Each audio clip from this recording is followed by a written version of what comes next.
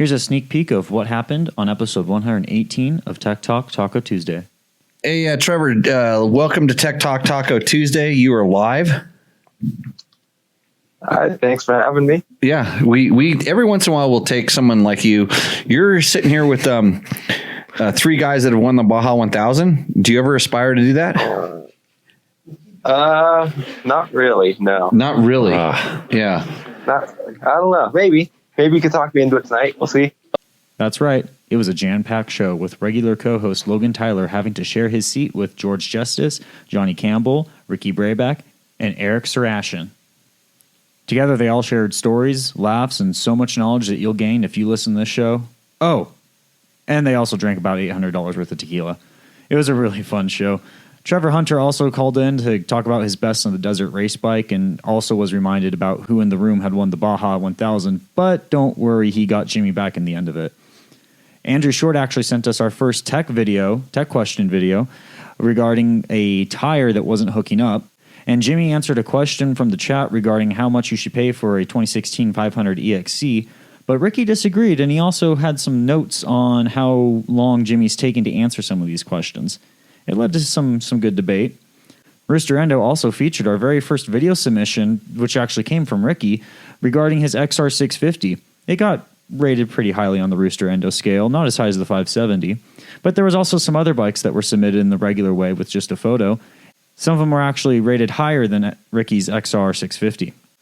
If you want in on the fun, just go ahead and tune in to Dirt Bike Test's YouTube channel, Facebook page, or Twitch channel every Tuesday at 7 p.m. Pacific Standard Time. I can't thank you enough for listening, and I want to give a shout out to our sponsors as well. Yamaha, Scott Sports, Climb, DDC, Trail Tech, Moto, and Seat Concepts. Go ahead and show those guys some loves, tell them we sent you, and now enjoy the show. I'm not finished yet. Not too bad, we're starting. Live? Okay. Yeah, you're live now. Tech Talk Taco Tuesday, live from Pahrump, Valley of the Dirt People. Logan, welcome. Yeah. This is my co-host, Logan Tyler. And we let George come back on tonight. I bring my followers. That's the only right. He has 8 followers. 12 now? He has 8 followers, and he says all of them are going to be on here. So I do have the list of all your followers right here on my sheet. Okay. And we're going to do roll call later on in the show. So just make sure that they're there. Hey, everybody. Welcome to our favorite show. This is the only show that I like. This is Tech Talk Taco Tuesday. It's where we talk about your motorcycle and motorcycle-related problems. And we can solve them generally 9 out of 10 times without referring to a reference manual. Right? Yep. You got to give me some backup in this, Logan. Little hype man-ish. Yeah, good. Little hype man? Is that your new nickname? No, Little Hype Man on Instagram, right? Is that that's where you're going to find us? So we do our best at helping you solve your issues. You know, whether you've got a dirt bike or an adventure bike or a dual sport bike or anything that has knobbies on it, that's what we talk about. We have a lot of segments on this show. I'd like to thank producer Matt for doing whatever he does. A little bit of this, a little bit of that. Yeah. So what he does is he feels like he has job security here because I don't know how to turn this thing on anymore. Before I used to just go sit in a Mexican restaurant and like flip a switch and it was like magic and we had a show. And now we sit inside of a studio. We have like real microphones and there's videos. And if you haven't been paying attention the last couple of weeks, if you've missed us, what can you do now, Logan? What's the new thing that you can do on Tech Talk Taco Tuesday? The newest or just something new? Well, the new thing we're trying to encourage. You can send in your motorcycles. Oh boy! oh man! Yeah, send them here. Man, Logan, remember show prep? we really there's a lot of show prep that goes on here. You know, we do that, and so last week on the show, and you were here. You were sitting over there. Oh yeah, I was. Oh good, there we go.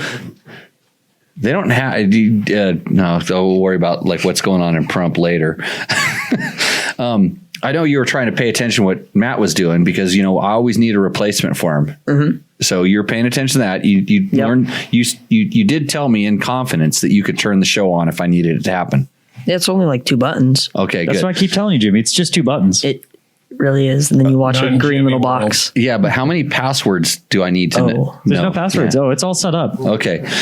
So It's solid. So, but we really pushed something on last week's show.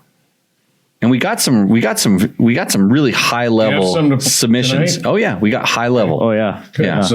So what you can do is, can I take this over now since you're stumped? Yeah. Okay. It's called Stump Logan. It's Hey, a new George, segment. So with that mic, can I have you I need you to talk really close to that mic. Yeah, get close to I'm it. a little uncomfortable that close. It's okay.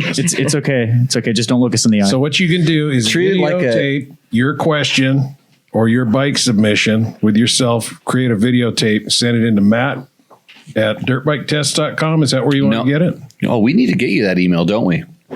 No, you haven't gone yet. I've told What's that? all my viewers. Matt at JimmyLewisOffroad.com. Oh, Matt at Jimmy Lewis. I'm trying to keep him a little closer to the family so that I can cut him a little bit quicker. And keep it it happens. short, keep it humorous, and the only requirement is we hope you watch the episode so you can interact if we have follow-up questions on your question or want to ask more about your bike. Yeah, no, that's important. You can submit it and we'll do our best, but I guarantee you we're always going to have like kind of follow-ups. And then if you can just interact a little bit, just that little bit of extra information will get you the right answer. And I'll roll it back to like last week when the guy's YZ144 grenaded after 20 minutes. He bought a bike and after 20 minutes or 50 minutes, I don't remember. It was a certain amount of minutes. 20 minutes. 20 minutes, it went bad. And I just gave him all the credit in the world that he mixed the gas properly, that his air filter was clean, that it hadn't sucked dirt. We just took all the things out, and then I went to, okay, this is what I think happened. And do we ever get any follow up on that? Not really. That was a Kinda good that was so good. You almost get 2 pull-ups off of that. I've been working on my elite athlete legs, so Right. I'll need to work on my arms. We'll too. talk about that later, racist. So anyway, send in your video clip. It'll actually be aired, correct, on the show. Right. So you can see if you're going, and we won't torture poor Logan with trying. See if you speak as well as you write, I guess. Well, I think Logan is the best question reader He is. out of anybody. Job security. That's right. Job security at this moment. Yeah, we'll still take written submissions. So on tonight's show, we have a lot of special guests. We have literally a lineup of special guests. I put that away. That's like showing me porn, dude. Just keep that one turned down. Oh yeah, that one's. Yeah, I know. Don't do it. Oh, was that the? Jay, zip it. Okay. I know which one you're talking about now. I know. I rode one today. Yeah, there's gonna be a. I can't wait for the story on how that ended. Oh, we'll hear all about that. Oh, I It's won't your be lake crossing. Yeah, wait till I get there. So back to the format of the show. Did we just waste like 5 People minutes? don't care about the format of the show. Just get into it. Answer a question? Yeah.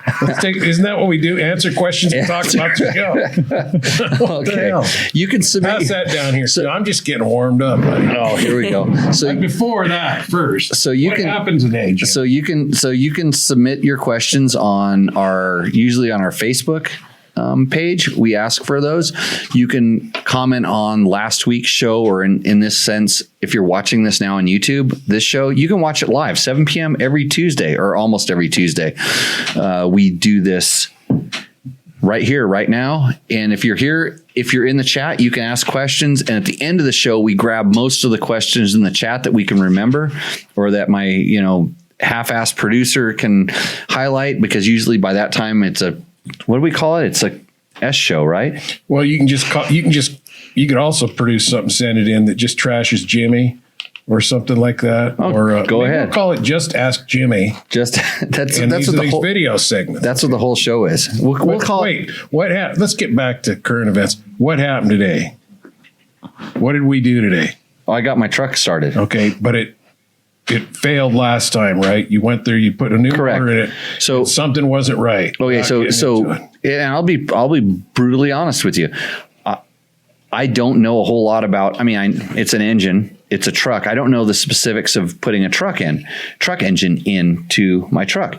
And so I got a crate motor, did all the things, assemble it, put it in the truck, hooked it all up. And along the way, I had these little mishaps. And like one of them was the wiring harness is really tricky to get routed right and plugged in right and stuff. And like one of the clips on the plugs didn't engage properly. And so it wouldn't fire. And I was like chasing that for a little while. So, and then next thing, I get it all in there and I prime the oil pump and do all the stuff, and it gets oil pressure and it starts and runs, and then the oil pressure drops off. I'm like, what the?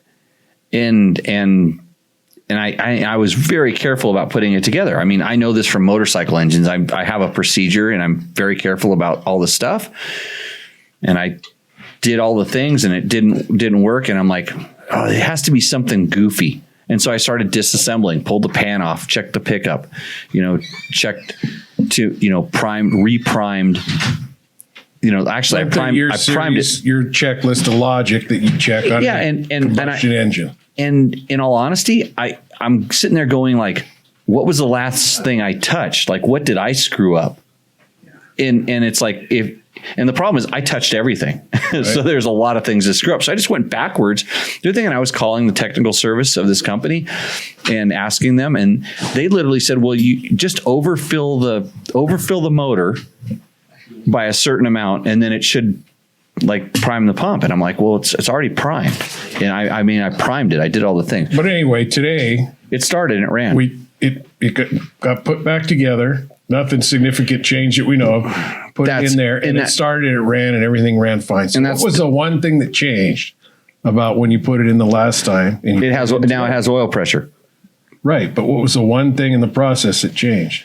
Oh, that you were standing over there watching me? I helped, right? Oh, you helped. That was my only point. Okay. We can talk motorcycles now. I would like to also, I would like to also, no, do you want, would you like a ribbon? Do you want to wear a gold medal? Oh, I'm going to bring my gold medal in, which will just, you can. Yeah, because mine's about that big. You can take one of those gold medals down and wear it around your neck for the rest of the show. I'll give you permission.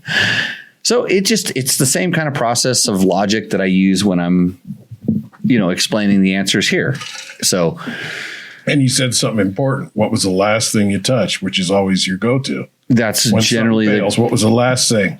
If the engine quits, I used to run into this on our Harleys all the time. Something would happen, something would fail on the road, and I'd go, what was the last thing? All I did is put turn signals on it. Okay, and let's start there. And there's some turn signal. So then you're having an electrical problem, right? Every time you turn the turn signal on, the bike stops because you plugged it into the kill button. Yeah, it's we've all done this. It's the only reason I know. But yeah, so that was I don't know how well I feel about this because Bob, who has left because he was in charge of it's Tech Talk Taco Tuesday, and we've kind of switched over to having pizza. And he started resuggesting tacos again, and then he got Matt confused.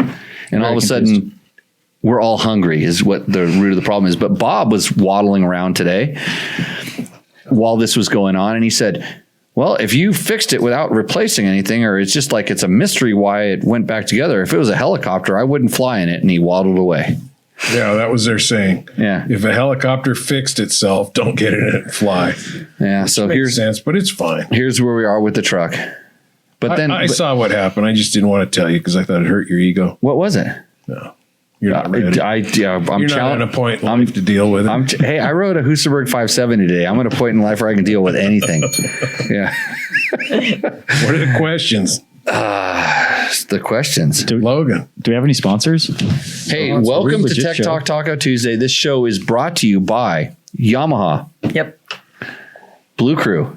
Yes. I'm going to ride the brand new 2022 YZ125 tomorrow. Actually, Matt, if you're good, if you can drive the whole way there while I sleep, I might let you ride a little bit.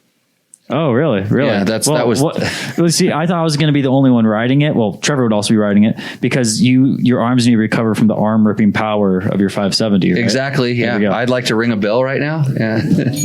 well, and also notice I'm trying to butter you up, so you just let me ride it more too. Right. So we're going to go ride a Yamaha YZ125 tomorrow. Scott Sports. I used Scott's light sensitive goggles, and we took off and rode away from the sun into the dark. How was that, Ricky? It was great. My goggles were awesome. Just tell you that. I could see almost everything except for the rocks that I hit. And we have we can talk about that later. Actually, the big rock that I hit was earlier. Climb. I was wearing awesome climb gear today. I felt like all day long I was in the perfect temperature.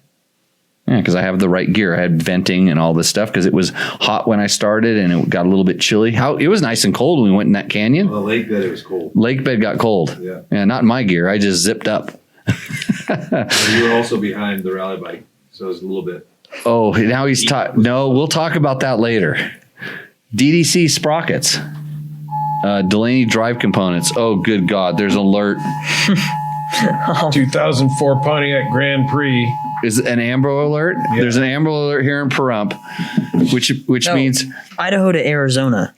Not even in. No, they're probably going to pass. This is right on the way. They're probably it's on the way. They're going to pass through Pahrump because that's where according to how Ricky reads a road book, it is. If you're going to abduct a child, might want to stop in Pahrump. Just lying.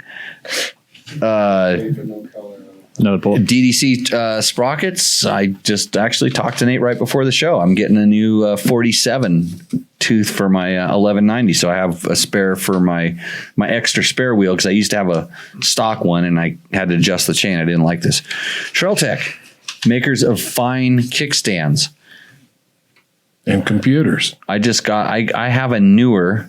They make computers and fans, and I have a newer to me, old 2001 KTM RFS bike that leans way too far over on the side because the stock kickstands were junk. Trail Tech has the solution. So if you wonder why you have to put your old KTM on a stand, don't wonder anymore. Get a Trail Tech kickstand; it'll fix the problem. I put one on my 300 this summer. And it's still there. The stock one broke off. I left it sitting out in the rain in the mud. The kickstand just speared into the ground. It sat there so long. And when it did, I picked it up and it was busted off. So I ordered a Trail Tech. Right on. Taco Moto. Anything you want for your KTM Husky, probably gas. He's starting to do Hondas now. He's starting to work on Hondas with some of the ECUs and stuff. Takamoto tunes you up. Check out his white sheets. This is how I learned about Takamoto. His white sheets have the answers to the questions and they're sensible. Of course they want to sell you some stuff, but they don't want to sell you the wrong thing. So take a look at Takamoto. His group on the Facebooks, that's the EXCFE Performance Group. We are streaming to right now. Yeah, we're streaming to you guys. You guys have a lot of good questions, and we try to provide good answers, and Mike's usually there to do it. And then your answer it's usually you need to modify your bike. We had a discussion with this about. Remember we had the discussion about like modifying bikes? Yeah. Like especially adventure bikes. Yeah. Yesterday's, right? Oh yeah. That discussion. The number one thing you always need to do, right? Right. Is you have to, the suspension. Number one thing, right. But just in general, especially if you're buying an emissions compliant bike, it's like everybody wants to, turn it into a race bike. So Takamoto can help you out.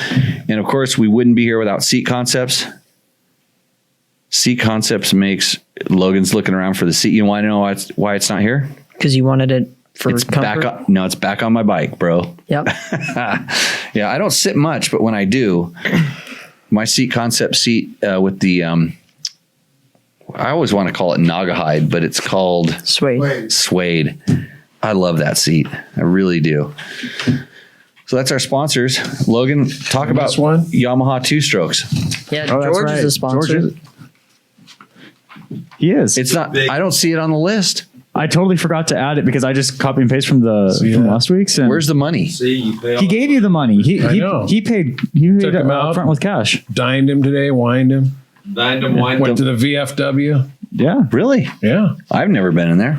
He gave Not the one in town. You got to know someone. Introduced him to some women around town. You're trying to get him back. You're trying to get him back here in Pahrump. Some local talent. It's going to be better for him. Oh boy, read that, Logan. Come on. The Yamaha YZ 2-stroke motorcycle. Experience pure performance and exhilarating power with a full lineup of Yamaha 2-stroke bikes. Visit YamahaMotorsports.com today to explore what's new for 2022. The re-revised YZ 125 makes for the perfect step-up machine. featuring all new engine, revised 6-speed transmission, new brakes and suspension settings, improved rider ergonomics with new aggressive styling, and more. The YZ250 also delivers improved rider ergonomics, new front and rear brakes, updated suspension settings, and aggressive styling. For a truly race-inspired look, check out YZ250 and YZ125 Monster Energy Yamaha Racing Editions. And for the next generation of riders, the YZ65, YZ85, and YZ85LW deliver big bike specs in a smaller package. Visit YamahaMotorsports.com, find your Yamaha YZ, and enter Victory Zone.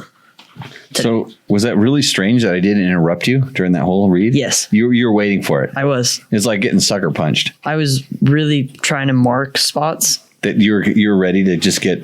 Yep. Yep. Because I was ready, but I was just going to let you flow through that one because you never know what's going to happen here. And on that note, Matt. Yes. Let's do the chat room questions that are up there. Can we bang through these because these people are here right now? Yeah. Let's hit them because I see Todd Kelly has a big long question and a few others. Logan, you want to pull up? Yeah. I've been Todd Kelly's actually the first one to put one in there. The rest of them just been comments, jargon. Yeah, just jargon. Unless Logan, do you want to test your Spanish? Because Victor has questions. I saw that, but okay. Let's just hit Todd Kelly's question. Come on, answer Victor's. Well, I'll try. Let's scroll down so I can read it, Matt. See if you can sort through it. Let's see. First he asks a question. He says something like that. Te vas a poner borracho otra vez. It says you're drunk and you have a boner. That's what I see. That's really strange. That is strange, but it's Victor. Yeah. Somebody said they thought this was a dirt bike show. It is a dirt bike show. What would you like to know about dirt bikes? We're getting to that. We can answer. We're getting there. We have to get you warmed up. I can't see the questions. I'll work on it. So Todd Kelly asks, what's a price on a 16 KTM 500 with 241 hours that you wouldn't pass up? It has some great components, but needs the fork service and a few other things. My cart is filled with about $2,600 worth of stuff I'd put on the bike, but I don't want to be into it that much. Give me your thoughts, Jimmy.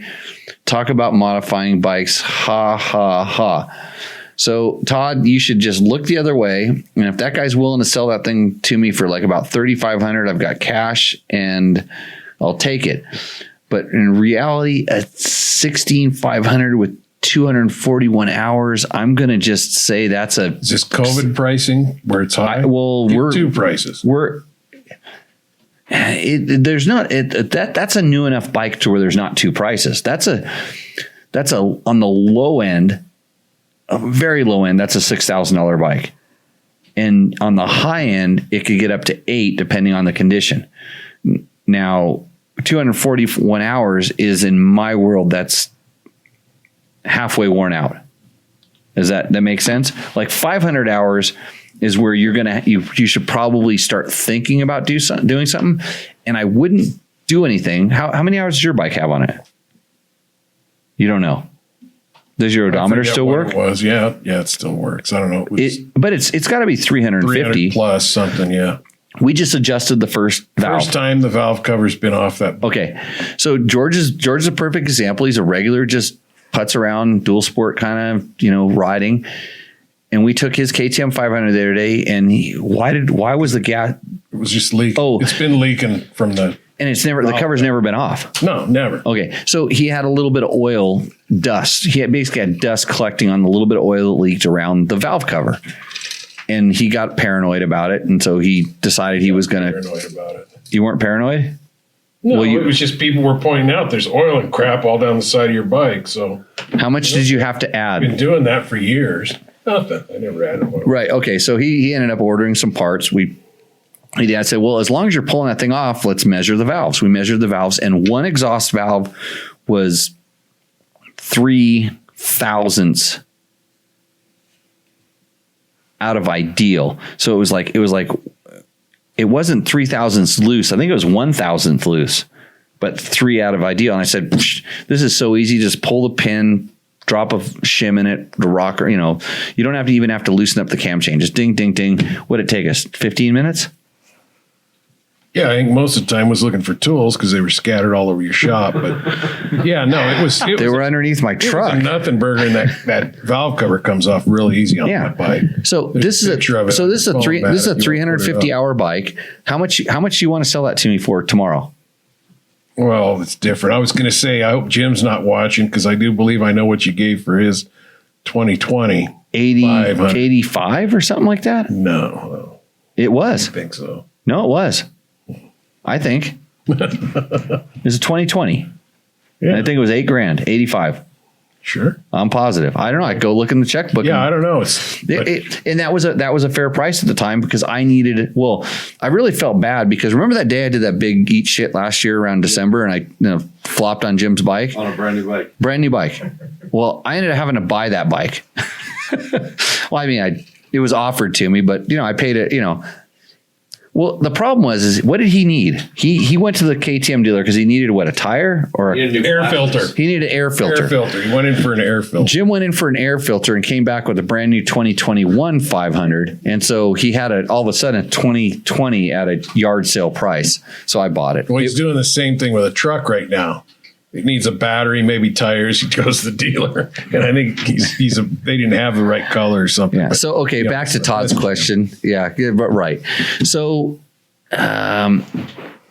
if you're going to put $2,600 into it, that's the thing is when you buy these used bikes and whatever condition they are, and hey Matt, how is it buying a basket case bike? You should have you should have just saved the extra $1,000 and use that to buy a bike that was in a better condition. If it's a bike or a car, though, you don't get the money out of it that you put into it and those accessories. It makes it easier to sell. It's nice for the guy buying it, but you don't get your money out of it in all those modifications usually. Hey, and I made a deal today to sell the 400. That 400 is sold as is for $500 less than I wanted for it. But he decided, he pointed out the problems with it. And there's everything he said, it leaks a little bit of oil here and there, which is like yours. It weeps oil. It's not leaking. He feels like there's going to be a carb issue that he wants to address, but he also wanted to learn to work on carbs. And then and I didn't realize this until I looked at it in the thing that the whole rear fender assembly with the license plate on it was flopping around. And I'm like, that's broken. Oh, you know what? Yeah, that just needs a couple of screws through it. I should have fixed it. No. It's gonna fall off and end up on the ground. It's broken. Because we bungeed that up. We had to bungee it, and I think it's just something that we forgot to mention. So it's broken. Put my weep up on there if you get a chance. I've sent it to your phone. Yeah. Okay. But anyway. So you're the one texting me. Anyhow, so it was like I went down $500 on a price. But my price wasn't really overinflated. It was just kind of where it was. But he made some points. And at this point, it's like I could have fixed everything and it would be $1,000 more. So instead of whatever the price was, it should be $500 more and went $500 down. I'm like looking at the time it would take. And like I told him, he's a good customer. Yeah. He comes to the schools and stuff like that. But if I fixed everything, it would cost me $500 to fix it. And then, net, the problems are going to, the leaky seals, the little things are, but I'll put new plastic on it and one tip over, the plastic looks just like the plastic's on it now. So it depends on what your $2,600 in. I think, so that bike, the 16 is I was paying pre-COVID, if Bob were here. Is Bob here? What's he doing over there? I think he's grabbing us pizza. He's still getting pizza? Oh, I can pull up George's photo, by the way. That's when we talk about this little weep that Jimmy described. Yeah, talk about the. He said so. Jimmy calls this a little weep. So you're seeing. Yeah, but how long has it been since that thing's been washed? That's hard to wash into there because the tank. I always wash it up as far as. But we're looking at a KTM 500 motor, and you're seeing a lot of dust covering up oil that kind of is seeping out of, and it's really coming out of one of the valve cover bolts. So when you pulled that off, was it loose or was it? No, it was the right torque. 2 or 3 years ago when I noticed it, I checked all those. Okay. So this has been going on for 2 or 3 years, and now it's still the same. But you've never had to add oil because of this quote leak. And I've gone 1,500 miles on a tour between oil changes. Yeah, it's amazing how bad an one oil valve was 2 thousandths out. Yeah, 3,000. That had nothing to do with this, by the way. But I'm just saying, everybody's worried about 10-hour oil changes and all that nonsense. Yeah. So, I think I was paying around $5,000 for 16s pre-COVID. 16s, 14s, but with a lot of hours on them, and so. Yeah, I don't know what a really good price is, but if you're getting it for about $6,000, I think that's good. I've seen a couple. Is he selling it though? No, I think he's buying one. He wants to buy it for $6,000, and then he looks like he has 2,600 into it. And at that point, you might be able to buy a 2019, 2020 for the same price. And then, I promise you that at least half of Todd, answer me this if I'm right on this thing. Half of that 2,600 that you want to do, you would have to do to a brand new bike, even if you bought it brand new in your world. I'm guessing, just guessing. I don't know how I do that. How do I do that, Logan? I'd buy that bike if you're going to ride it and enjoy it. Right. How do I guess this stuff? How old were you when you started your intern job at that magazine? A year older than you are right now. So do the math. Then to now. Yeah. So there's 35 years of experience learning. Well, if you need help with mental math, there's a program for that now. Mental math. Yeah.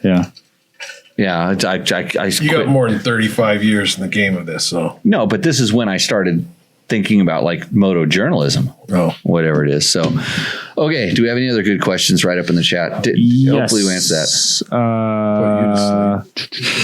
Flynn 825. That's the second part of the question. So the first one. Oh, so Flynn 825. Have you guys tested the IMS 2.8 gallon tanks on the newer WR models? I believe we did, but I want to say newer WR models by meaning the backwards engine Yamahas, and because the frames have changed and stuff like that. The IMS tanks are about the only option for that particular bike to get some additional capacity. And yes, we have tested them. And I think there's something on dirtbiketest.com. That's this website that sort of brings this show to you.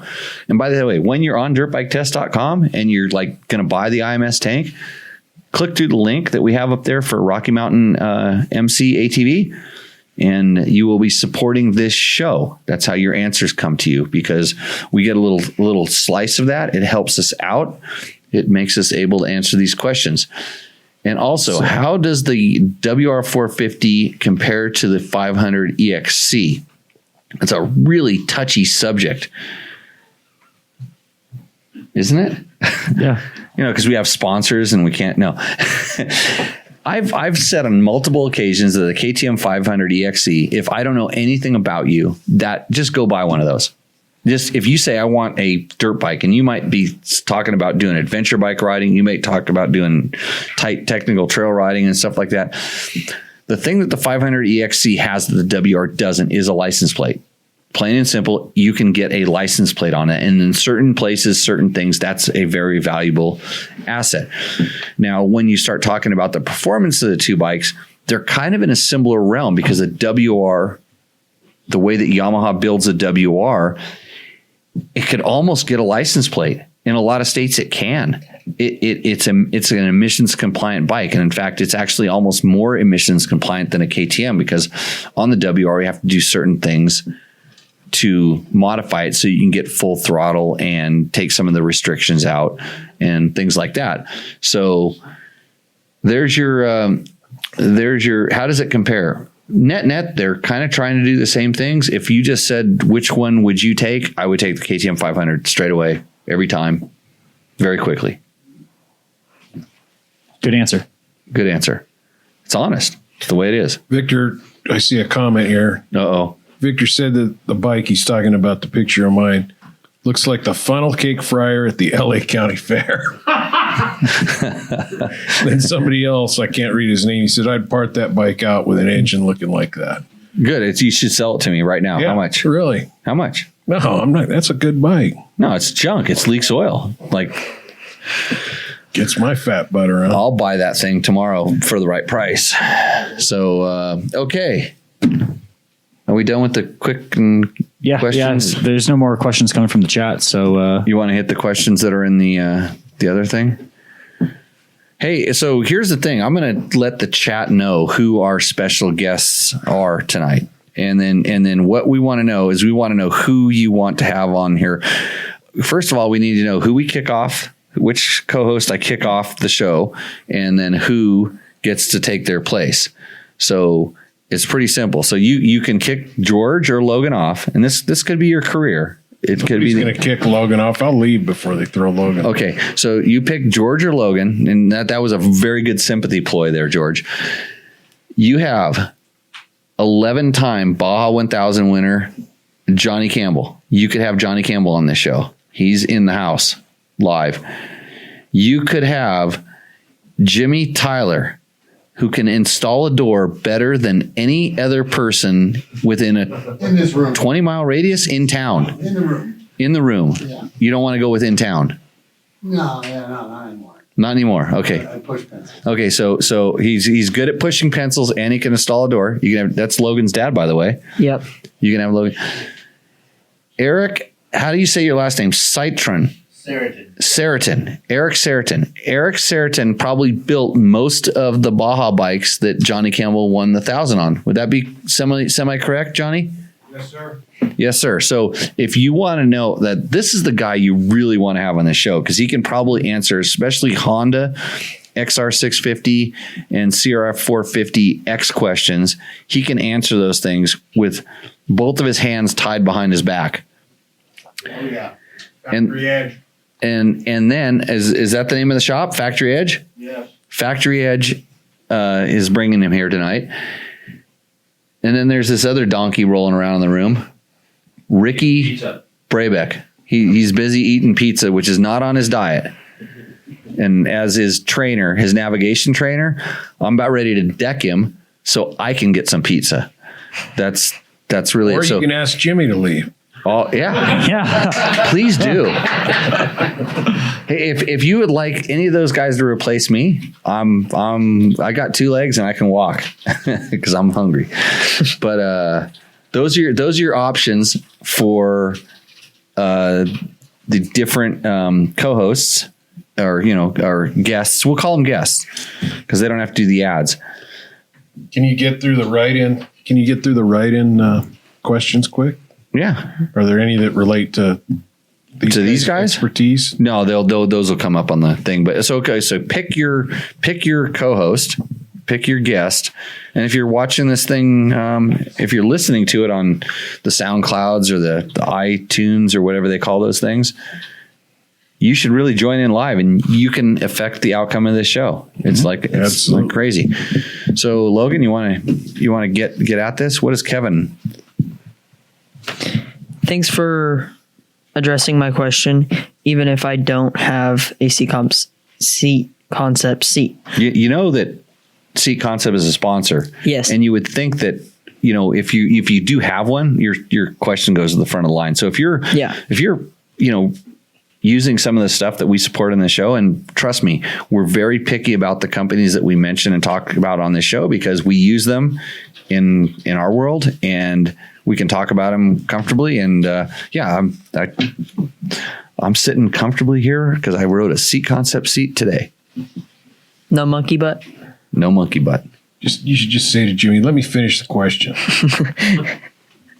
I agree that the 250 XC is what suits my needs the most.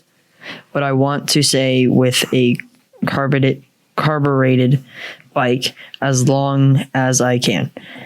As far as suspension goes on a moto bike, I'd send it to Enduro spec for my needs.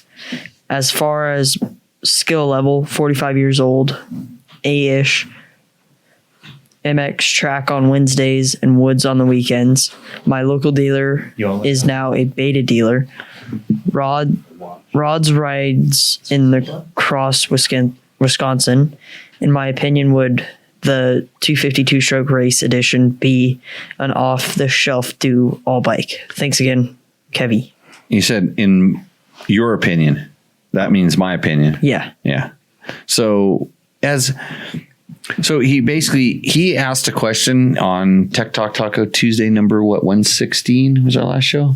We're in 117. Last show was 117. This is 118. Yeah, we're on 118. So he was in 117. He asked a question about he was actually asking about SX or possibly a Yamaha YZ, and I'm like, hey, get the XC.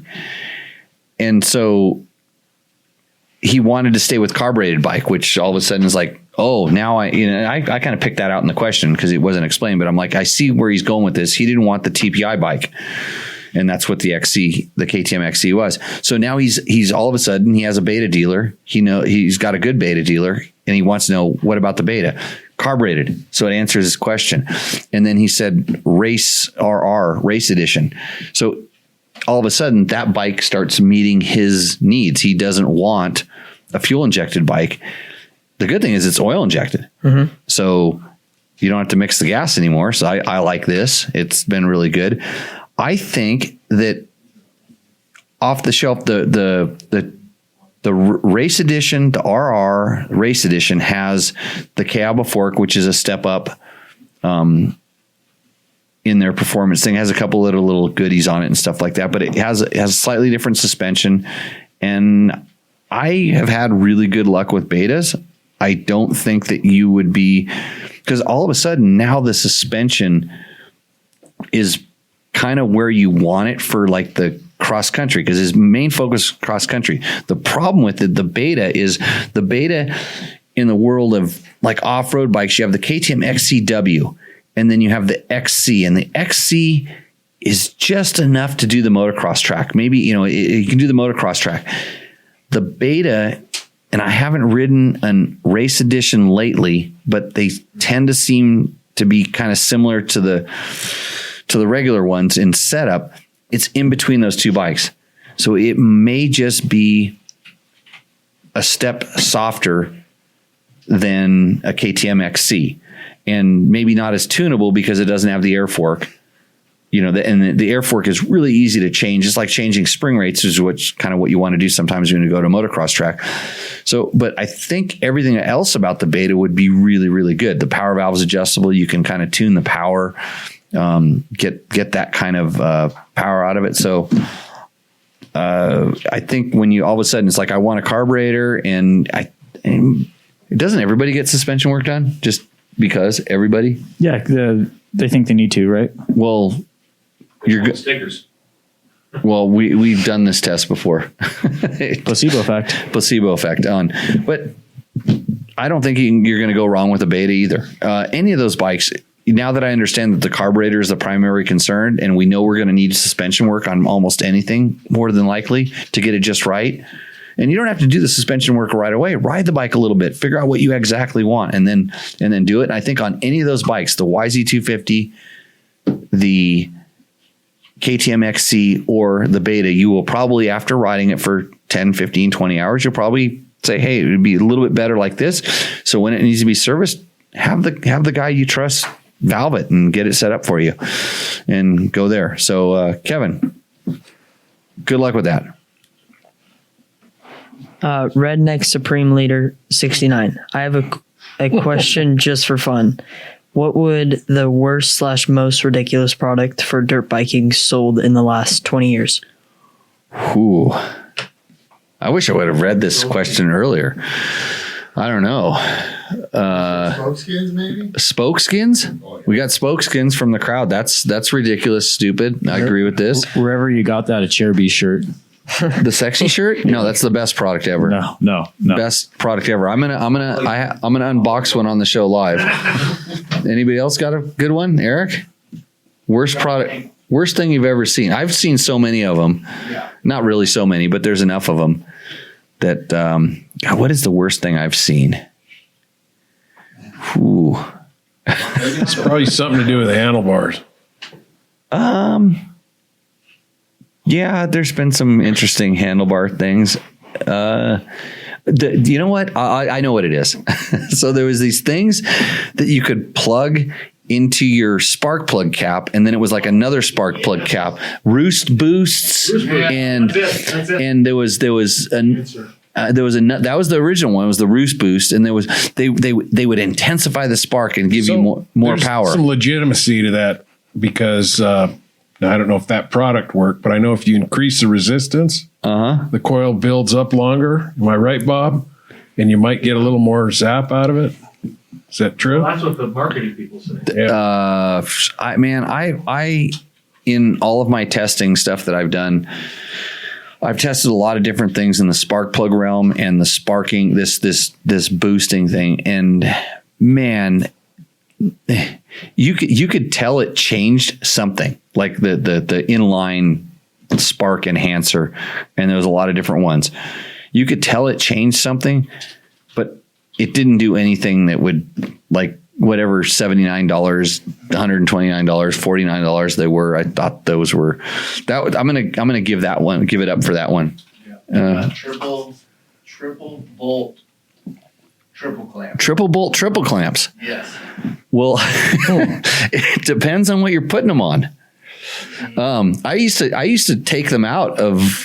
Used to take one bolt out of the triple bolt, triple clamps. That was gimmicky, but it looked cool, right? Yeah. Yeah. Like to ride on really, really rigid stuff. Yeah, really rigid. Man, that's a redneck supreme leader. That's a good question. I'm going to think about this over the course of the next week, and hopefully we'll bring this back up. Yeah. You a North Carolina guy? We're not sure where he's from. He didn't get that information. What does Rocky Penny want? 5 or 6 speed transmission, gearing. I've got a 21 SXF 450 that I'm tuning into a desert bike. I want more speed. So your bike comes with a 5-speed, and you know, like when some people say desert bike, that means I'm just going to go fast on it.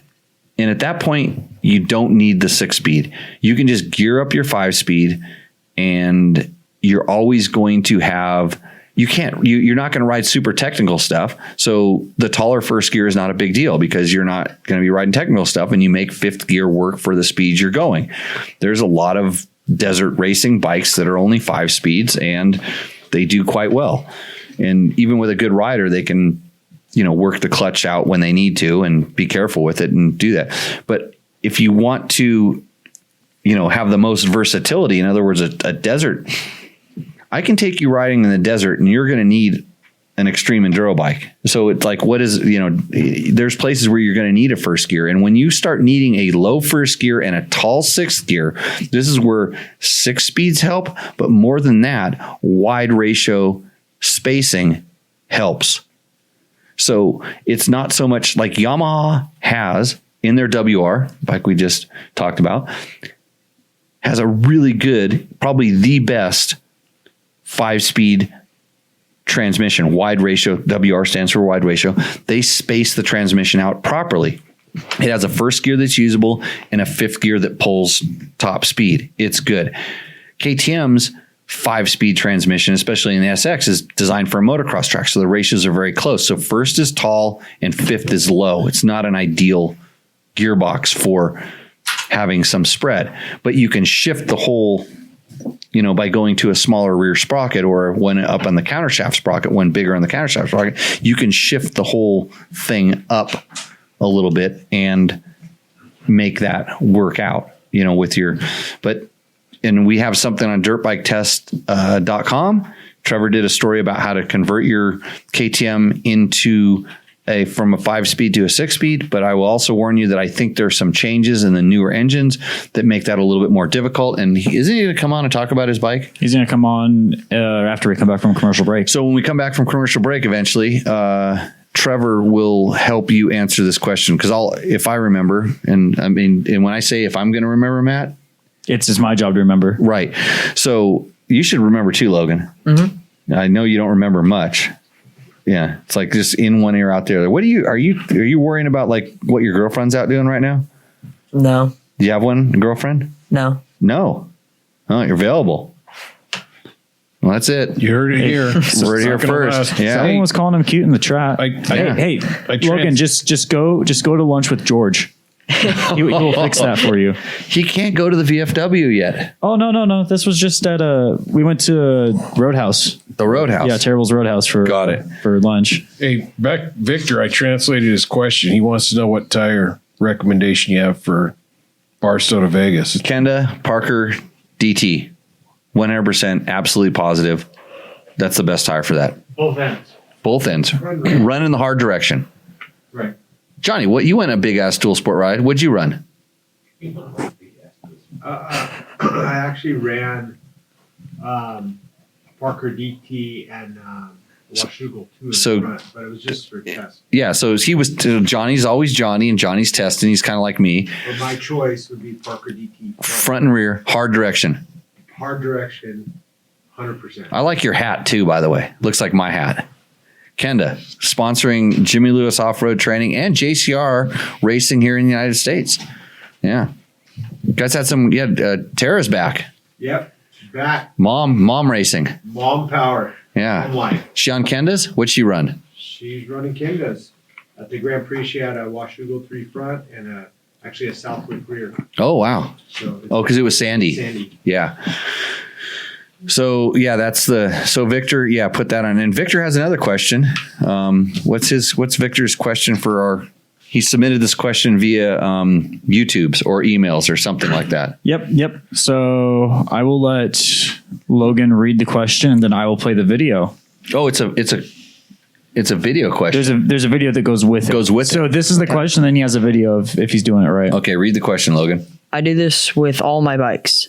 Is easier to feather the clutch and grip the handlebar at the same time.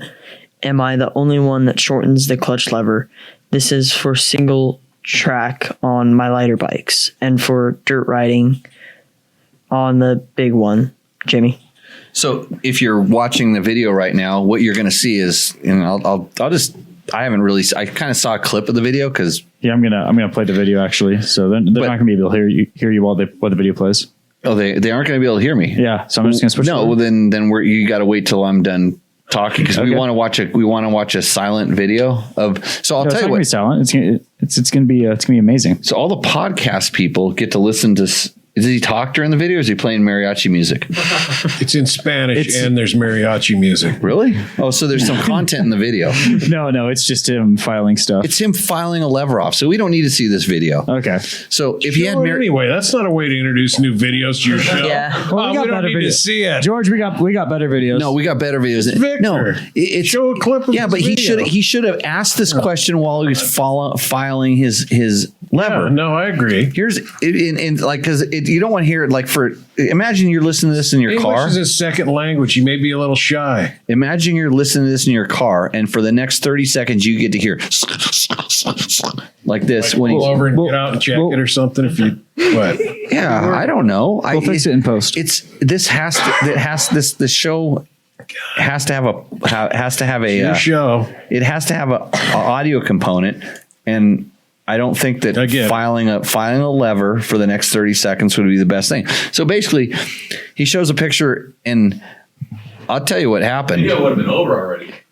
Well, I know that, but what happened was Victor probably tipped over and crashed, and he broke his lever off, and he didn't want to look like a guy who didn't replace his lever. So he filed it down, which I agree with. He should file it down so the sharp points are done. But I don't necessarily cut my lever off because if you're only using two fingers on it like you're supposed to, the lever sticks out another bit of distance. It's out farther than your other fingers. It doesn't matter where that part of the lever is. Like that part of the lever is not necessarily doing anything unless it's already bent in and it's like bumping into your knuckles. Then maybe you might want to cut it off or put a new lever on. But anyway, so he just filed his lever down and he basically made a shorty lever. Back when I was a kid, when I was your age, Logan, you could buy these things called dehandlers. Yep. They were what was the name of the company that made those? It was it Ori grips or there was a company that was Sunline. And then Sunline. Sunline dehandlers, and they were like plastic, and they supposedly flexed, but I broke them.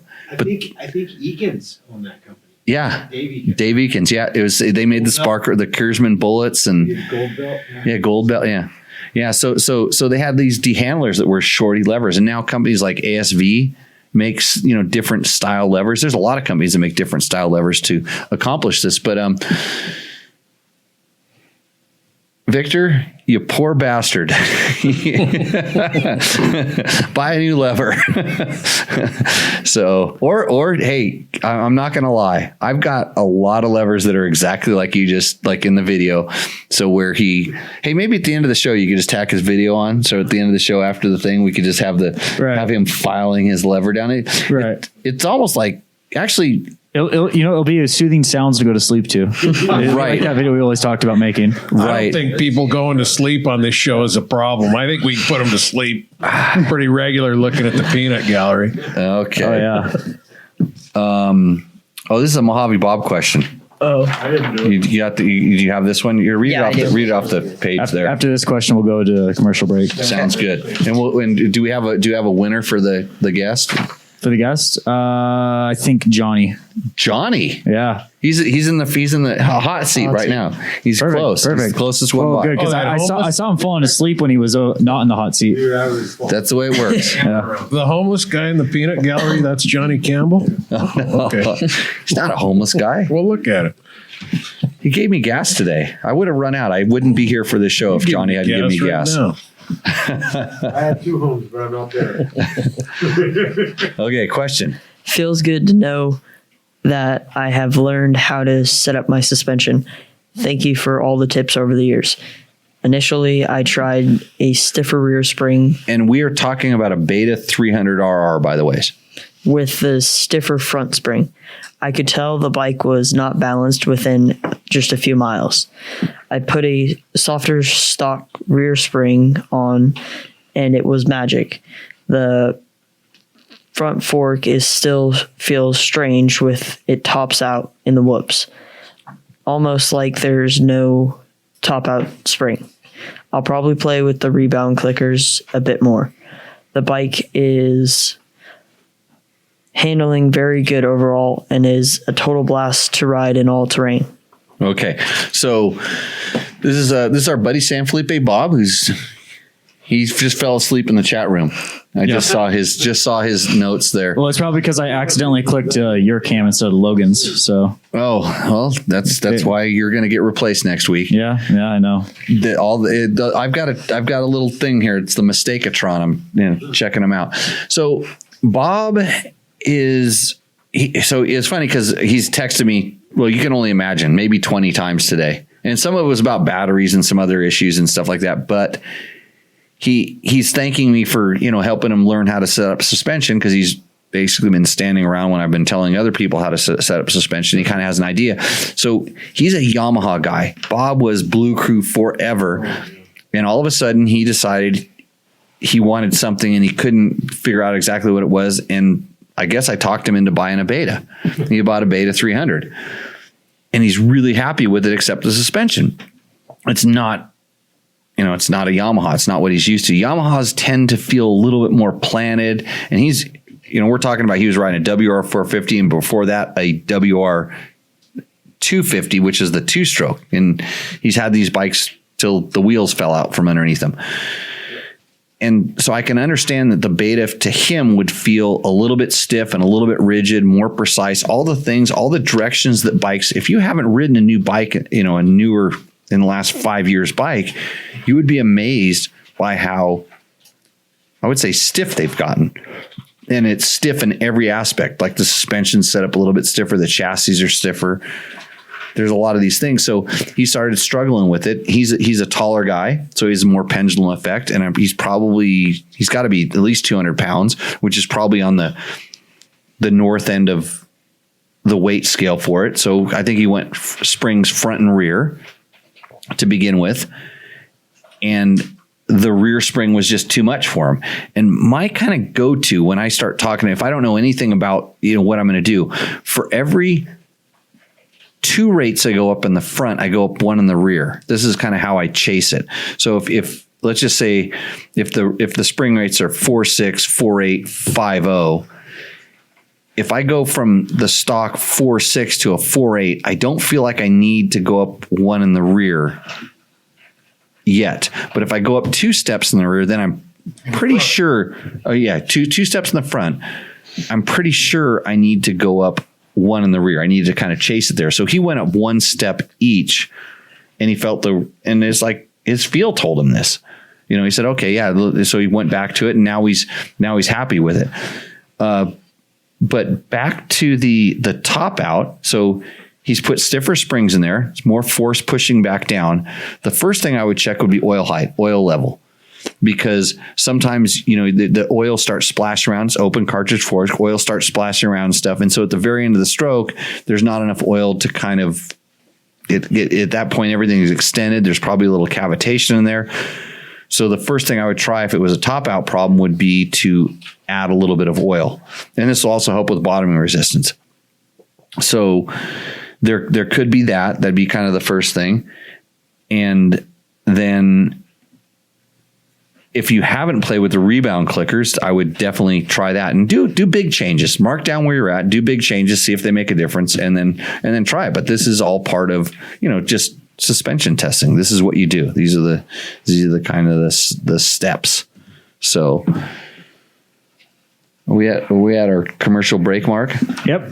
Okay. And when we come back, we'll have Johnny on, and Trevor will be on the line. It feels like I have 3 pages of questions left. Yeah. Okay, let's go. Sounds commercials.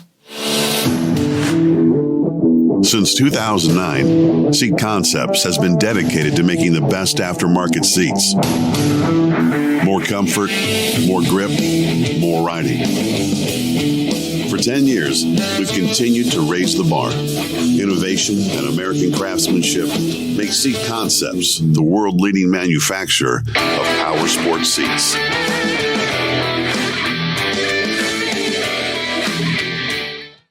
Yeah. Yeah. 3 seats. We're live? Yeah. Well, I said 30 seconds. What's up, guys? We're back. Tech Talk Taco Jimmy Lewis Tuesday. He's doing great. I said 30 seconds. 30 seconds ago or right Dude, now? those are 30 Jimmy, seconds ago. Hey, Jimmy seconds and real seconds are minutes versus seconds. You always wonder how I beat you every time we do a rally. I know. Hey, but guess who won today? I have warped sense of time. You got roosted today. No, I didn't. Oh, we didn't even set up the board. Sheesh. We didn't set up the board. We don't need to set up the board right now. You know what I'm doing, Ricky, right now? You know what they call this? This is Miller High Life. This is the champagne of beers. And the reason I just open it because I'm celebrating my victory today on our last stage back from Dumont. Dude, you lost. No, I'm pretty sure I pulled in the driveway first. Pretty sure you wanted to drag race across the dry lake bed? The dry lake bed. Yeah, what was I riding? You're riding what? The old Husaberg, and it lost. Nope. Husaberg did not lose. You said you had to back her down because you were getting dusted out too much. No, I had to back her down because we were on the dry lake bed. I'll kid you not, you were able to go probably like a mile an hour faster than me on the dry lake bed. I didn't even give it full gas. Well, neither did I. Had to back off because I didn't spinning. want to dust you out because that would have been really messed up with me. Yeah, well, that's what you think. But you did throw it a compliment. You did notice something about that Husaberg. Yeah, I did. What does it have? What does it have a lot of? A lot of torque. Yeah. Yep. Okay, enough Husaberg talk. Yeah, I like that's why I'm opening the champagne of beers. I'm celebrating my victory today. I wish I could have ate dinner. It's right there in front of you. Right there. I'm working on it. Yeah, your co-host's there for a reason. So let's slurp that thing down. Okay, what are you guys going to talk about? We don't even know. No, I'm not. Okay. What I think, do we have questions for these guys? Yeah, we do actually. I mean, they have questions for Eric, so maybe Eric should come on. All right, Eric, come on. Eric's going to come on later. We only have the 2 microphones right now. I mean, Eric, we're supposed to do Roosterando, but can we throw Ricky's bike sales pitch in there? Oh, Trevor's calling. Hold on, let's handle Trevor. Let's do Trevor. Hey, so before you answer, want these? We're going to give him a really hard time because you and me and him may have won the Baja 1000. Hey, Trevor, welcome to Tech Talk Taco Tuesday. You are live.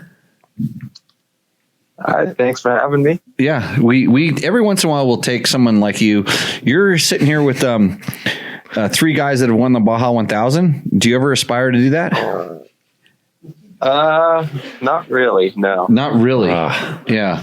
I don't know. Maybe you could talk me into it tonight. We'll see. Okay. Yeah.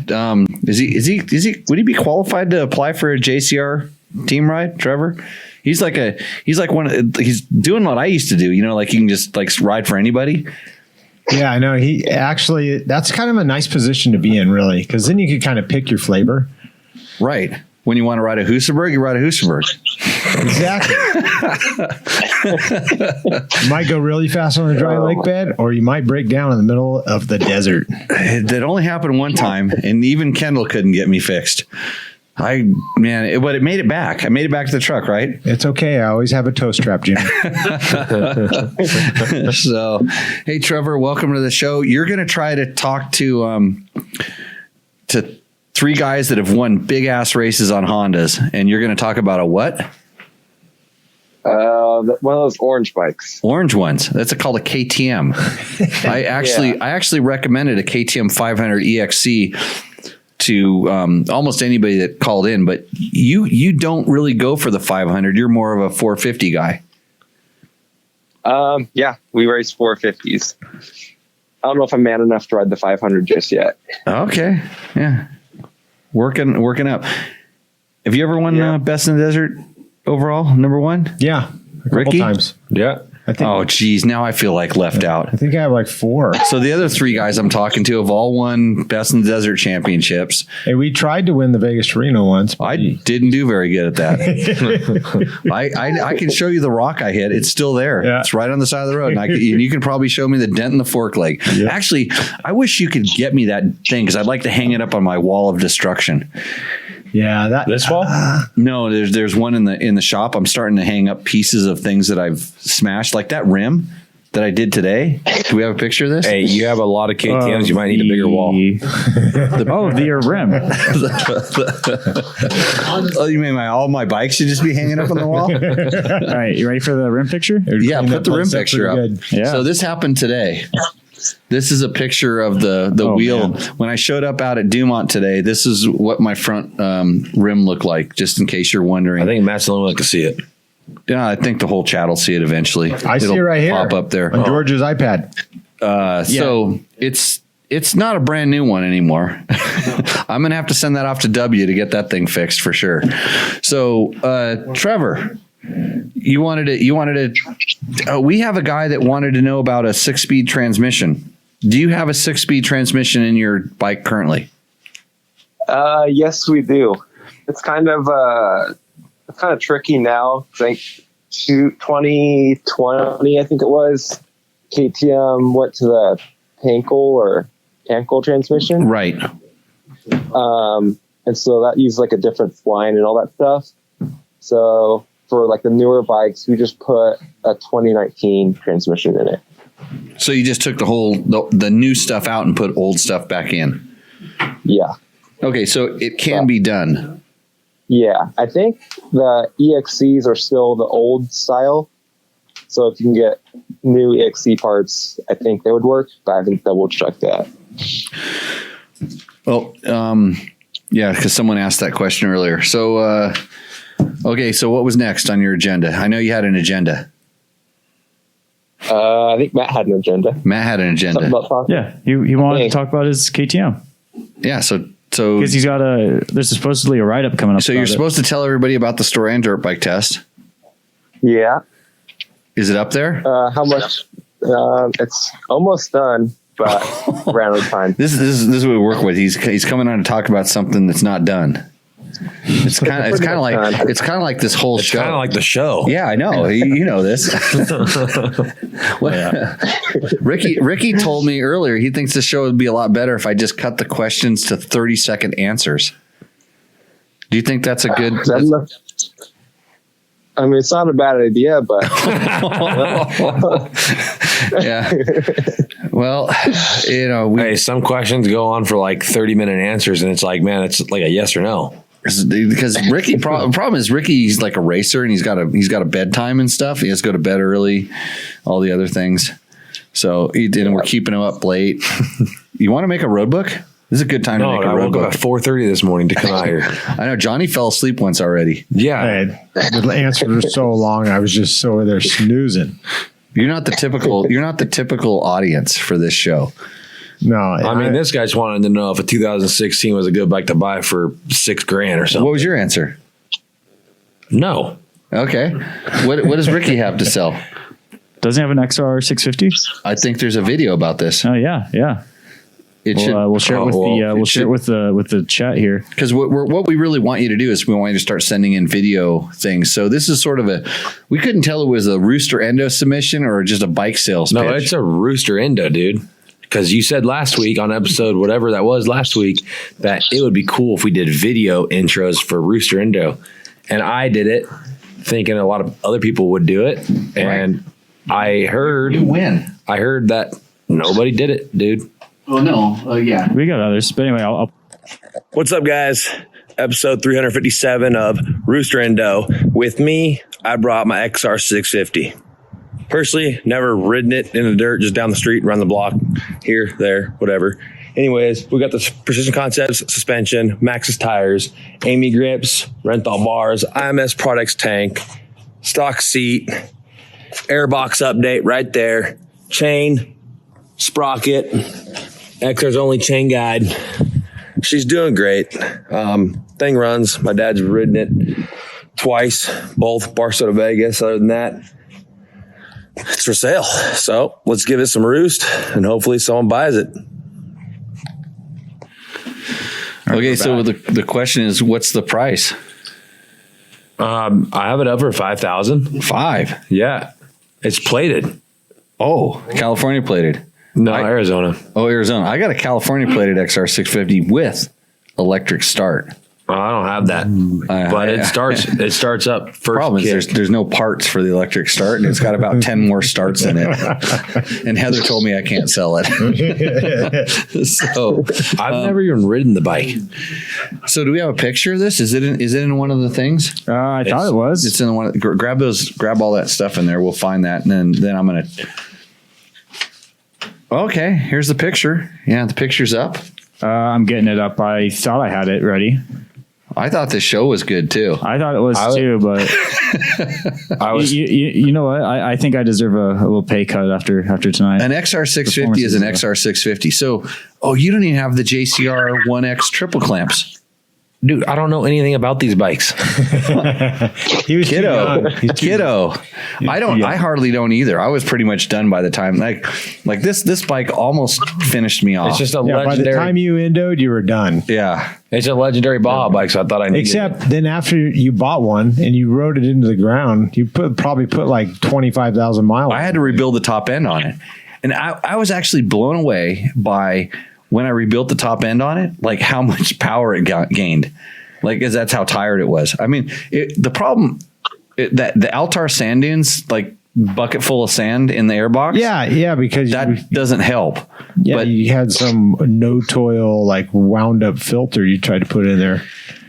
Like a dirty pair of underwear or something. Well, it completely plugged the filter because it was like silt and sand, and then the thing has so much suction it actually made the filter shrink, and then it sucked because I could tell you stories about how this bike was developed, and you could probably tell a lot of stories about how this bike was developed, and all really good intentions, but a lot of kind of cockamamie ideas, and that air filter was very, we'll call it Husky-esque, this one single-sided, very easy access, all this stuff. Probably not the best for like, if you're looking at like what we call Honda durability standards and just like, it has to do this. And especially when you replace the filter with an aftermarket one that doesn't meet the same standards, but that thing sucked a metric ton of sand into the motor, and it went back to the Altar like 2 more times after that and sucked more sand.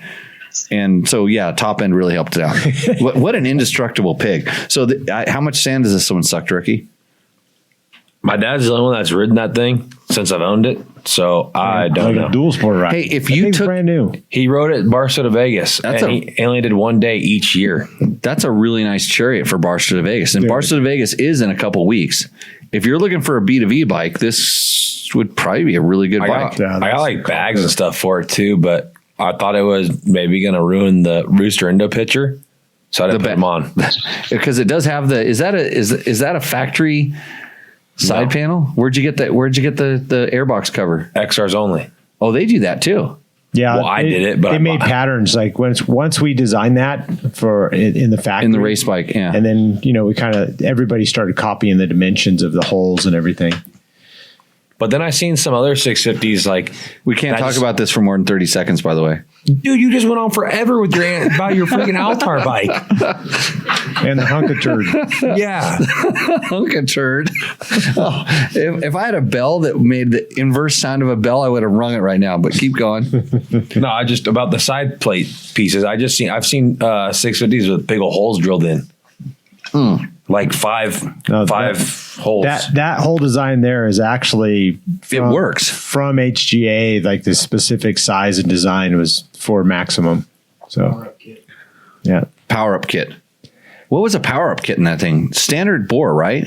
Yeah, it was still a 650. High compression. Yeah, high compression piston, camshaft, clutch springs. The cam chain was 1 link thicker, right, Eric? It didn't have a clutch basket though, and final that was a 600. Yeah, it did have the updated clutch basket sleeve. Yeah, because so it was an HRC kit. I wonder if you could still buy that. No, that was just like kind of a limited. Long time ago, it went away. Yeah, and those are hard to get. You had to know how to get them. You could get them, but there was a part number. There's a Honda part, so you can go to your dealer and order one. But they were actually really a bargain. I mean, for what you got out of it, Hey, the XR650. I mean, forever. It's like if you wanted a bike, with all the hoops that are down there now. But if you're not going to ride in the hoops down in Baja, or you just want to like knock some miles out, this is a great bike. And so this is going to go on the roof side, not because it's your bike and not because it's for sale and you're using this as a. I'm going to talk about your bike too much right now.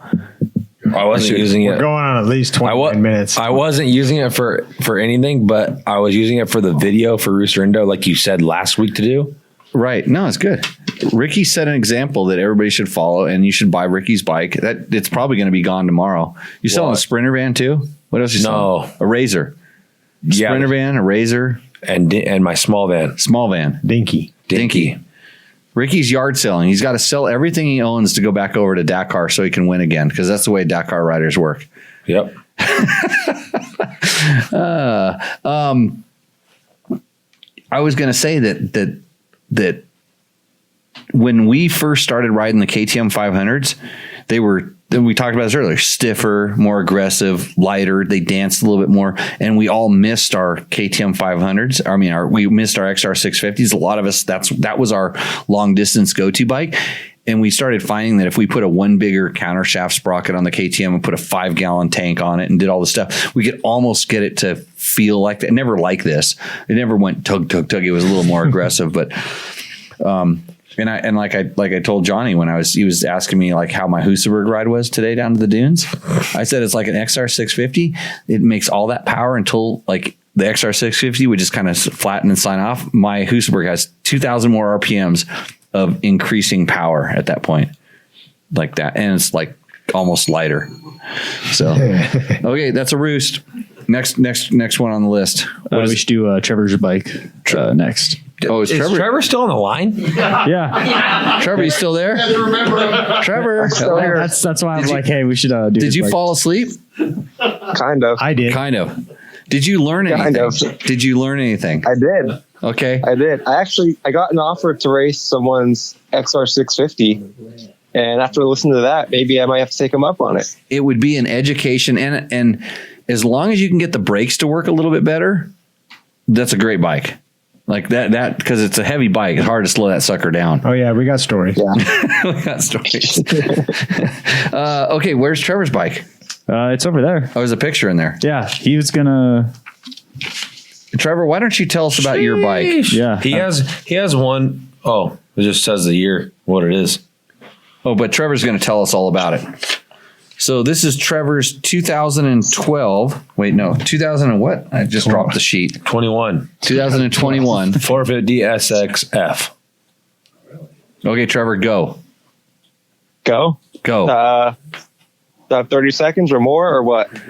Just tell us the important parts so I can decide whether this bike roosts or endos, because right now it's slipping down the scale. It's starting to angle. Well, it's starting to angle like this, but it's going backwards, if you know what I mean. So, it's got the big, not in that picture, but we raced all year on the big 4.5 gallon tank that you just talked about. That was a big roost for that bike. Gearing 1548 to try and keep up with Ricky. Top speed. Top speed. Like 111, 113, somewhere around there. You gonna call BS on that? I didn't go that fast. You never went that fast. When he beat you, he never went that fast. So keep going. All right. Has a Kenda Parker DT rear tire, and that was Jimmy approved. Best tires ever.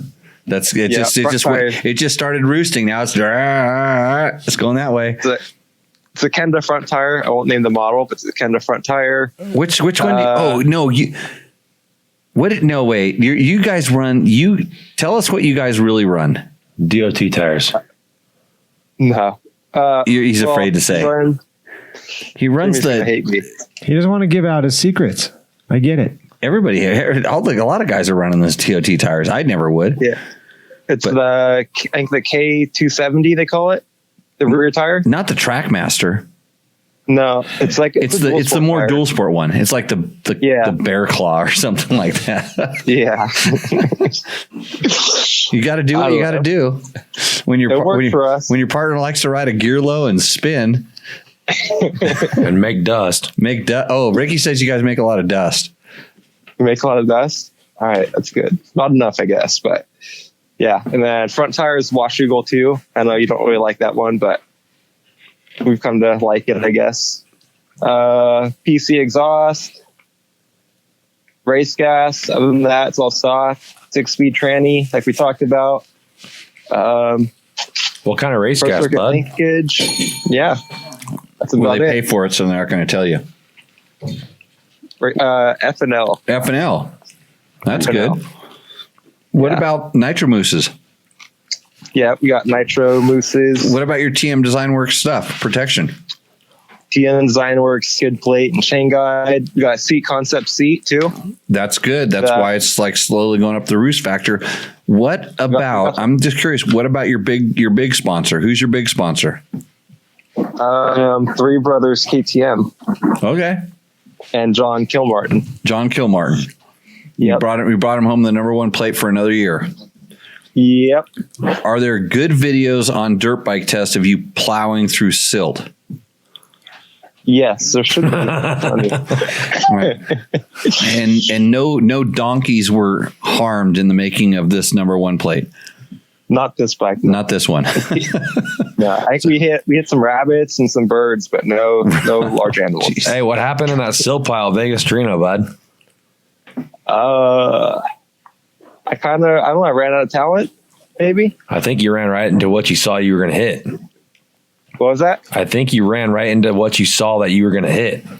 Yeah, kind of came up quick. I didn't really see it till like last minute. Is that where you passed him? No, it's when he kissed the front fender and went off the track. On one of the videos. Yeah. Oh, yeah. If you want to see these videos, you gotta watch Trevor's videos when he puts them up on dirt bike tests. I know, he's just trying to, increase his exposure, but they are worth watching. Yeah, like I sit there and watch them and I just go, oh man, you need to come out and see some Jimmy Lewis off-road training schools. That's what I say. Cause I'm always thinking about myself, when we're doing this. So you can probably make it this weekend. You could make it this weekend. You don't have a race this weekend, do you? There's an SRA, but I'm not, you're not married to it? I bet you could learn a lot more by coming out to our 2-day training this Saturday and Sunday in Pahrump, Nevada, than you could by going to a really awesome SRA Grand Prix and winning a trophy. I'll give him another sticker. George, we got a sticker thrown in the match. You can win a sticker if you come out here. Oh, if I get a sticker, then I'm all in. The best part will be Logan will be telling you how to ride. And he's throwing up the number 1 symbol right now. Because Logan, do you rate? You won't be there. You won't be there. Wow. You got to work this weekend or something? You got a real job? He's getting married. He's getting married. Yeah, that's what happens. Oh, man. He doesn't have a girlfriend yet, but he's getting married. So, okay, well, I think your bike roosts. I'm going to put it right up there, right behind the XR650, but kind of like close by. It gets you a roost. I'll take it. So you can check off all your boxes on your sponsorship list that you did. And we should get, I'm going to look at it. Is there more stickers that we missed out on? Is there a George sticker on it? There's no George sticker on it. No, we ran out. No. Factory Connection does your suspension? Yes. I'll just say yes. You just say yes? That's what the sticker says. Yeah. Yeah, the forks are pretty good from them. Yep. And then for the shock, we did some testing and stuff. It's a little different, but yeah, the bike works really good. Wait, you did testing? Yes. This is something I've been trying to get him to learn about is like testing. Like testing is like they show up and they ride the bike and then they go, okay, I've ridden it, and then that's done. not really, not a lot of testing. Don't bring anything to test. Don't bring any testing. So, hey, you excited about riding YZ125 tomorrow, Trevor? I cannot wait. Okay, you're going to wait a long time because I'm first in line, and then you have to shoot a lot of photos of me, and then Matt's going to stand next to you and talk to you about how awesome I rode. Awesome you rode? Yeah. No. All right. So, okay, we'll see you tomorrow morning at about 7:30. I will be there. Okay, bring all your video stuff. I will do that. Okay. See you tomorrow. Right. Bye. All right. See ya. Okay, that was Trevor Hunter. He is probably the person that puts up the most content on dirtbiketest.com these days. Yes. Yeah, because I'm always busy trying to fix my truck or something like that. Truck guy. I'm like Dodge mechanic. Showing Ricky how fast I am most of the time out in the desert. Next bike on Rooster Ender, Ricky. Pick one. Say the name. Yeah, so there's like a couple left, but this one really caught my eye because it's a Husqvarna, but I mean that thing is definitely built. Trailmaker. That's a Trailmaker bike. It's Chad Grass's bike. And chainsaw. I'll tell you, dude. Look at the chainsaw. It's not even a small chainsaw. It's like a real chainsaw, like a big one. That's a 26-inch bar. So I'm saying it's not like one of the little tiny ones you carry in a backpack. That's a real. So I like this. So this is it's a mostly stock 2020 FE 501S. And I like this guy because if you're going to carry a chainsaw like that, you're clearing trails and you have no idea how many people that go out and ride all those trails and never clear them. And they don't appreciate you as much as I do, or I think a lot of us do. And how come you don't have a Husqvarna chainsaw on the front of that thing? I mean, at least a steel. Come on, buddy.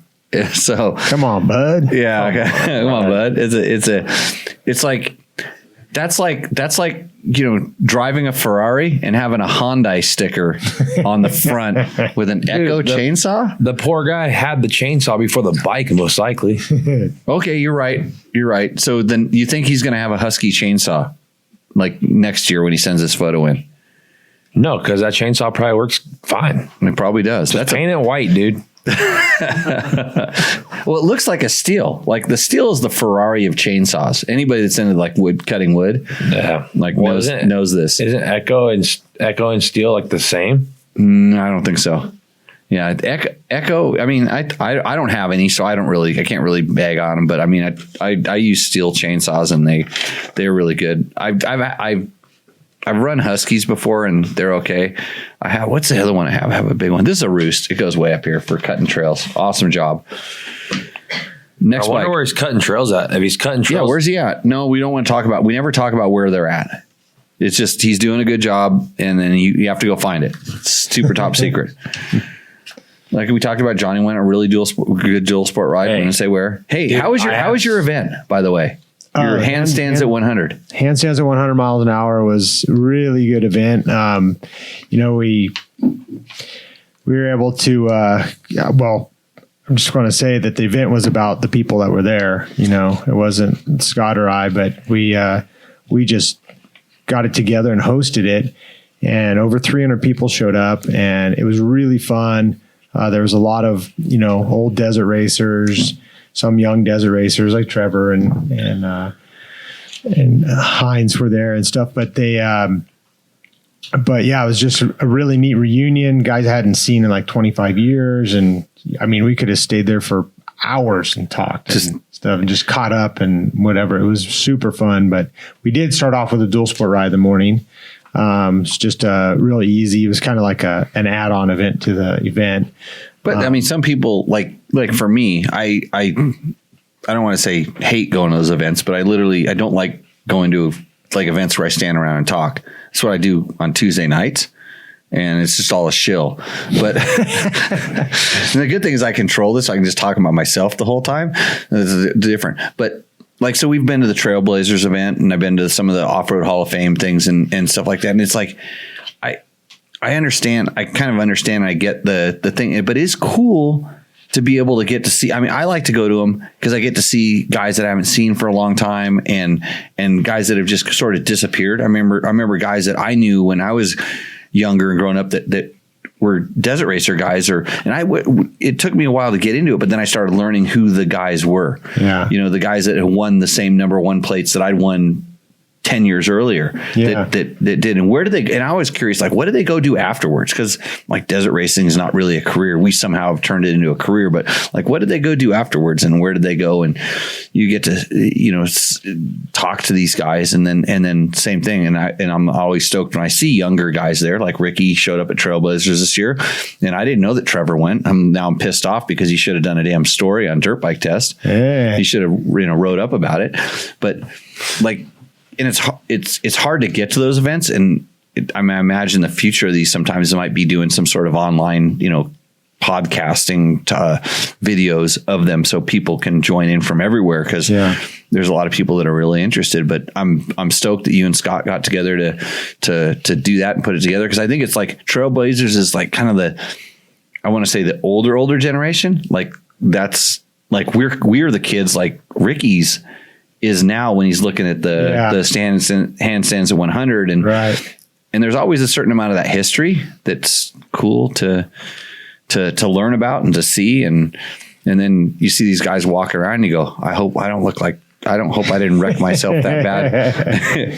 I always look at Crazy Nate, Yeah. So it was cool though. I mean, to have, focus on desert racing, because I don't think anybody's really focused solely on desert racing to have an event that was a get together. Well, they have the ISDE reunion nights. Yeah. Get this straight. ISDE reunion rides, and it was even ISDT, which is like even older reunion rides, and those are awesome events, and I'm part of some of the groups that get to see some of those. I haven't been to, like I said, it's not the first thing on my list, because I always want to go riding, but they've also integrated some of the riding parts into that, and but yeah, super cool. So if you don't know, is there a website we can see stuff about this? Do you guys build that up? Because I know it was kind of quick. It came together really quick. Yeah, it did. We talked about it during the summer. We just got together and had dinner and stuff, and then it just like started going, and then it started moving really fast. So at Hard and Off Road I think he has most of the stuff. I didn't work on that side of the deal, but the handstands at 100 mile an hour, and we had the two neat things we did have was the historic bike display. I mean, we had bikes from Eddie Mulder's like I can't even remember, it was early 60s, like Big Bear, or nowhere, must have been like Red Mountain National Hare and Hound bike. Like in the 60s, they called it a National Hare and Hound. Yeah. All the way up to like Preston's bike, who won District 37, this year. And in one thing that was really fun for me was to see Jan Roberts' 1971 Husky District 37 number one, and then 50 years later, Preston Campbell's District 37 number one bike. So we had like 50 years span of historic bikes there. That was really rad, and so that really gave everybody like a talking, get together and something really to focus on. And then at the end of it, we displayed the new digitally remastered On Any Sunday. Okay. Which is the 50th anniversary of that as well. Yeah. It's funny to think that video or that movie, it was a movie back then. It went to movie theaters. Yeah. It's kind of special release. It was like, when Bruce Bound was doing Endless Summer, he did the same thing with On Any Sunday. And it was like kind of a real limited release where it was, I don't know if it was actually self-narrated, like I heard that the Endless Summers were. We would go and play the film, and he would talk over it, and then that became the actual real film. But it's neat to see the history and how many people, prior to us and sort of us, believe it or not, one of the things that really got me in was On Any Sunday 2. Which was like this horrible remake of On Any Sunday 1. Somebody thought they could make some money. And it wasn't horrible because it was the same format. And go look that one up. We need to start remastering that.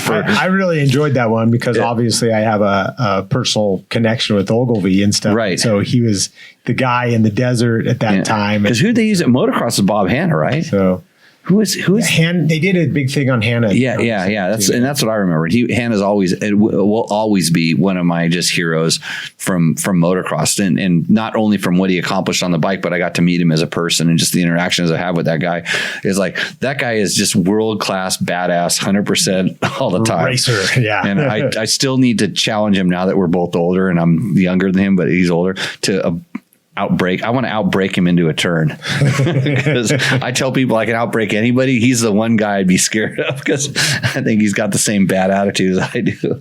But cool. Next Rooster Endo. Did we waste too much time on that, Ricky? I mean, that was a good thing to talk about. The rest of these bikes are just orange, so I don't know what you want to do. Ride red.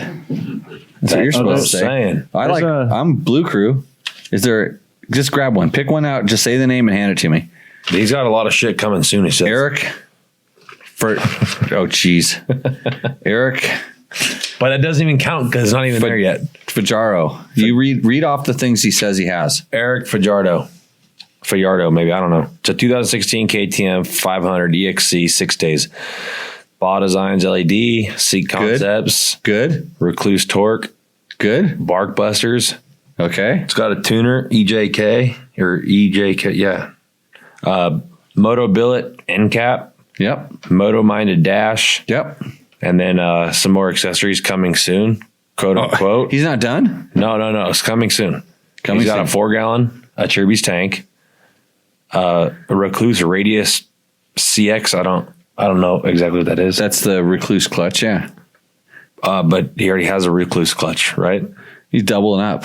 Oh, it's coming soon. Yeah, it's coming soon. But he said Recluse Torque. Oh, he has a torque drive clutch. He has a torque drive right now. He's going to auto clutch. He's evolving like I have. It's like, why pull that lever when you can have it done automatically? That's what I always say. And he's got I don't know what that, I've never even heard of that. The Del Saggio Fork kit. It's suspension. Everybody has to have suspension. That's a nice. But it's coming soon. Nice chair. Well, he's advertising for companies he hasn't even tested on yet. It's all good. It's a Roost. Next bike. We're going to burn through these things. All right, we're burning through them. Right here, small bike. We got Dave Fessler. That's a small picture, too. Here we go. Here's the other thing. If you look at this picture closely, Ricky, what I thought that was his stand. His bike stand. Dude, I thought it was too. I thought it was a log. It was a log. It was a backpack. But this guy's actually, the next guy, what's the guy's name again? Dave Fessler? Yeah. Dave Fessler is actually using a legitimate log to stand his bike up on. So we're going to call this like lumberjack skills, or you're a poor person. Or you're just out trail riding and there's nowhere to put your bike. No, it looks like he's at his hunting camp. It's like maybe he knows Ospo. Yeah, maybe he knows Paul Ospo. Dude, his helmet matches his bike. That's how you know you buy the Chaparral package. The package. Okay, what's he got on? Or as George would say, he threw the catalog at it. He's got he doesn't have a George sticker, but this is color. He said it's pretty basic 6 days, he says. FMF pipe. I don't know. He's got EE skids and guard. Enduro Engineering. Okay. Yep. He's got the ball designs light with the Moto minded mount. Yep. Seat concept seat. Oh yeah. And he's got the JD jet. It's roosting. It's just roosting all the way up. But I like his color scheme. Take a look at it. He's got the Dayglow fork guards, and then he goes back to the Dayglow side panels on the side. Way too much color, dude. That probably looks good in photos. It matches. Look at the helmet though on the back of the back of the bench. Here, it looks great. Yeah, put it on the roost side over there. Just don't get too close to that Husaberg on the end.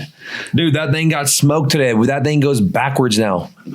Where's your rally bike? Dude, I sent that in too. It's buried under. I sent a rally bike video. Buried under Husaberg roost. Yeah, here. All right, I'm still enjoying my champagne of beer. Here's Logan Moore's. Okay, what has he got? Oh yeah. KTM SXF 350. FMF pipe, Trailtech stator, Baugh Designs XL Pro headlight, a Task wiring kit, 4-gallon tank, Fastway kickstand, Works connection, whole shot device. Yeah, but I'm wondering about maybe he's doing night races.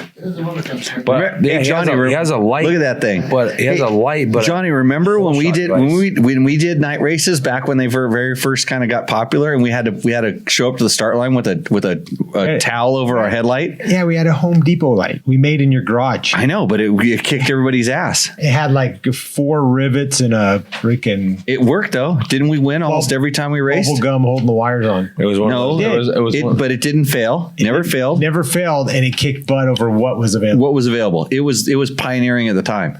And then Baugh Designs copied it and called it a Takati. I don't want to say they copied it. They made it better. I mean, they did. Alan, Alan, I'd always talked to. I'd known Alan because he was making dual sport kits, and they were just starting to get into the lighting, and there was a need for lighting, and they were building they were trying to copy what you guys are racing with in Baja, which was by far and away the best system. The two CBs, 100 watt or 150s. No, they're 100. But different patterns and just really good, just super solid system. And Kawasaki was trying that triple thing, and there's all these crazy things that were going on, and it was just like, just stick with what works. The basic. And then HID started coming in, and there's lots of cool stories about this, but we pointed at the seat. Yeah, it's a seat it's a Moto seat. It's a Moto seat. And he didn't name it. He didn't put it on there because I think he got a little scared. It's a Moto seat, dude. A Moto? It's a brand? Yeah, like MOTO seat. Oh, I don't know what that is. I'm not familiar. It's another seat company. I don't know everything. So it's got a lot of stuff on it, but it doesn't have a Seat Concept seat. Who sponsors this segment, by the way? This segment, Rooster Endo, is brought to you by Seat Concepts. And if you want your bike to roost, you might as well just put a Seat Concept seat on it. All right, that's all I have to say. This is the last one. Okay, this is the last one. Then we're bringing Eric on. Yeah, we are. Because we have questions for you. And he's almost awake. This guy's name is James. Have a Monster. It's your sponsor for right now. Where I'm at. It's midnight where you're at. You're in Pahrump, Nevada. James Pentecost. There you go. He's got a 17 FE 350 S. This looks like the same one that had the chainsaw on it, except it's a 350. Yeah, he bought new in 2019, fully desmogged. Lowered it 25 millimeter, Race Tech rear spring, 22 millimeter handlebar risers. What? Wait, yeah, lowered the seat, went with... Dude, that guy's cruising down the freeway. He's got the Recluse. Hey, he could be built like George. You're short legs, long torso, right? Yeah, it happens. This is why you can modify your bike. Don't judge. You modified your bike today. Lowered 25. Yeah, so that's like the rear link. He's like a factory rider, except he's a regular dude. He's doing it with the parts that he can buy. And he's got the Recluse CX. Right. Kickstarter. He added a Kickstarter to it because these bikes don't come with one. So he wants to be like Johnny Campbell and kickstart his bike if he needs to when somebody with electric start is picking. Or when you leave your key on. You got the Vortex ECU, the Lex exhaust. That's a Rocky Mountain MC ATV part. Seat concept seat. Oh, and he's got I don't know if I say it right, but sick ass racing LEDs and controls, enjoyable to dual sport or single track. Hey, so on all these Rooster Endo bikes, there's a lot of stuff on here that I've never even heard of. Like all these products, like I've never heard of Lex exhaust. Yeah, so it's like I hadn't heard of that Moto seat. There's a lot of stuff out there. There's so much stuff you can modify with. Am I saying that right? Is it sick ass or sick ass? Yeah. So they make like little wiring. So on some of my KTMs that I have, I take the key off, and sick ass makes this little plug that I can plug in and make it so that it's a key eliminator. And they make like, instead of having a big thick, that's the bike that wasn't having power last week because of that sick ass connection. No, that was different. George saw what that. No, that was a different bike.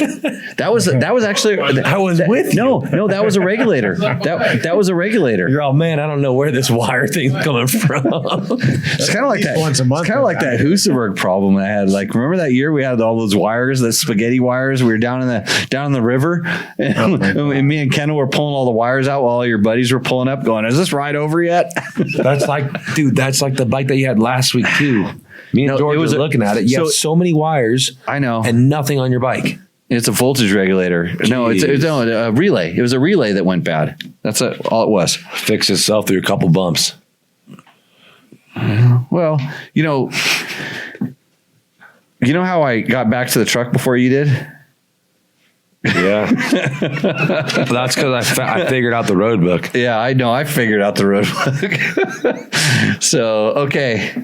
I think that's Rooster Endo. That's Rooster Endo. Thank you guys for submitting your Rooster Endo. If you want to know if your bike Rooster Endos, we need more videos, guys. Yeah, submit videos like Ricky did. Oh, we also have another video from Andrew. Oh, that's a prop. Let's watch this. Let's watch this video.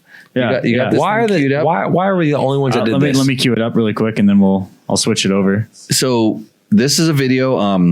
It's not Andrew Short's bike, by the way. So Andrew Short was at the track, and his buddy was having a problem with his bike, and he said, "Andrew, my he actually got a rear flat tire."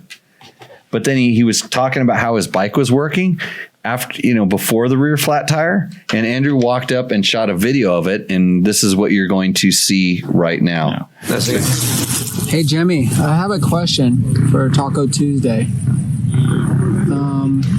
My tire is just not hooking up very good. I don't know if it's a tire or this thing coming out. I just put a new tire in. Can you help me understand what the problem is here or where this came from? Is that a fork in his tire? Tire iron. No, how do you leave a tire? Dude, I heard someone do that before that I know. Hey, I've done it before, but I'm guilty. I've done it before too. I've had a tire and flip into a tire. So, okay, so we've got 3 people here that have done this before. At least when I got done. I'm not one of them. When I got done, I looked on the ground and I'm like, there's only 2 tire irons. Where did the other one go? And somehow it slipped in. So I actually figured it out and like, oh my God, it's in the tire. So I pulled it back out. But you've stuck one in there before? Oh man. The first time I was pre-running the Baja 1000 with Chuck Miller, we were down below Portocitas and I got a flat, and I had some rinky dinks fanny pack tools when I was 21 years old. And, I was trying to hurry because Chuck, was going, and I got to catch up to him. So I, put everything back in my fanny pack, and I don't even think I knew it was gone. And went about 6 miles down the road, and I got another flat. And then I'm like, well, where's my other tire? And I just pull it off with one, and I'm like, oh, there it is. But that was a small one though, right? Like the fanny pack one. Yeah. But the one that looks like one of those Motion Pro tire spoons. It looks like it's got the good dish and stuff to it. Yeah. So I mean, but if it's like this long, how is it going in the tire? No, it's not that long. It's like 8 inches. 8 inches. Yeah. So I know the maneuver. It's funny because I know the maneuver when you're changing the tire where you could actually be doing this thing and it can actually flip into the tire. There is it's like you're trying not to pinch the tube the way you're doing it, and you just do it and it kind of falls in, and you're working on the other 2 tire irons and it kind of goes away, and then you just keep working your way over, and it's like usually that tire iron ends up on the ground. Well, his ended up in the tire, and that's where it ended up being. But it's pretty impressive coming through the tire. Dude. Well, Andrew called me, he goes, hey, you got to see this, and he just sent me this video. But the guy came in because he got a rear flat tire, but he was talking about how his front tire, his bike was not handling right on the front end. And like, I don't see how that just didn't hook really good your front. I'm trying to think of how many inches it is, every 300 inches or whatever it is when that thing rolls around. So, yeah, that could be dangerous though. We got to buy another microphone is what we got to do to fix this audio problem. And more headphones. Oh, more headphones. So that way Johnny can hear when, someone calls in or. Hey, we'll get this. We got, you know how it is. You get this. Trevor didn't say very much. You get this rinky dink show working better. We'll get some more sponsors and we'll get some more headphones. So, thanks again, everybody, for submitting these things. Video submissions are always welcome. Your questions, if you're standing next to your bike and it's doing something funny, shoot a video of us. Let us know. We'll put it up on the thing. How did Jimmy make it back home with his front rim split in half? Dude, I wheelied the whole way. I was on a Husaberg 570. Oh, shit. Ricky rode right next to me. He knows. Because my light was actually facing the ground. No, the funny thing is we were riding down the road and Ricky's like, he's doing the symbol. He's pointing up like he's shooting a gun up in the air. And he's trying to tell me that my headlight's pointing up in the air. And I'm like, yeah, bro, I'm doing a wheelie. Like, what do you expect? Dude. Oh, that wasn't what you were saying? I don't know. Tell me, you were trying to tell me my headlight was pointing up in the air. You have so much shit not tied correctly behind your number plate that your number plate don't even stay on the bike. That's why it's pointing up in the sky. No, it's the 2 rocks that I have that are behind the rubber straps that usually sit in there that aim the headlight down have fallen out. What the fuck? Jimmy Rig. Not lying. I'm not lying about that at all. So, dude, I just got you foam grips. Are going to be here tomorrow. I need to get you some zip ties. Good. Where do you get good zip ties, Johnny? Thomas Betts is the brand. Thomas Betts are good zip ties or the Dakar ones. We've all had janky zip ties before that don't work. If you look them up, Thomas Betts has some called, and their model is Dakar. Oh, really? Yeah. Dakar zip ties. Yeah. See, if you haven't learned anything else or you're asleep right now, wake up. And Thomas Betts Dakar zip ties are the answer to your question. So there's something valuable going on here. I just learned something, and I've been meaning to ask you this question for a long time because I have these zip ties that have probably been in my toolbox for years, and I zip tie all my wires again. I pull them, and they don't really. And then they break 10 minutes after that, and then the wires are flopping around, and then my headlights point to the sky, and who knows what happens. So then you got to short. It's a relay that went bad. Yeah, bike's 14 years old. They make tons of different sizes of those, and they all have the metal locking tab and right, the good stuff. UV rated or heat rated, and when you're wondering why there's a bike that's a factory bike and there's a Jimmy bike, that's the difference. I have a regular zip tie. You guys have a good zip tie, and it's not going to fail. So, okay, well, we're going to get you some zip ties so you can clean up behind your number plate. Should we get a factory mechanic up here? Yeah, we should get him up here. Okay. Thank you, guys. Thank you, Johnny Campbell. Thank you, Ricky Bagback, for showing up. I know it's torture for you to do this. No. Tech Talk Taco Tuesday. Eric, you're in. Always getting the good hosts, and we're going to go straight to Eric questions. You got those things lined up? I will read them. You just highlight them. Eric, you need some tequila? Oh. No, I need a booster chair because I'm so short. Hey, should we bust out the black bottle tonight? Yes. We'll do that at the end of the show. Get the black bottle down. Let's get it on staging. Staging. We'll get it in staging, and we'll have everybody kind of. So at the end of the, we're gonna go through probably about $800 worth of tequila at the end of the show. Nice. I hope we don't go through all of it. Just don't let Johnny pour it. Wow, that's a special moment for a black bottle, right? So Mark Daniels, do you know Mark Daniels? Yes, I do. Mark Daniels said, Eric, we should be at a bar in Baja. Just saying, bro. Yeah, well, I haven't been down to Baja in I don't know how long lately. Do you miss it? Of course. Yeah. Beach Bash.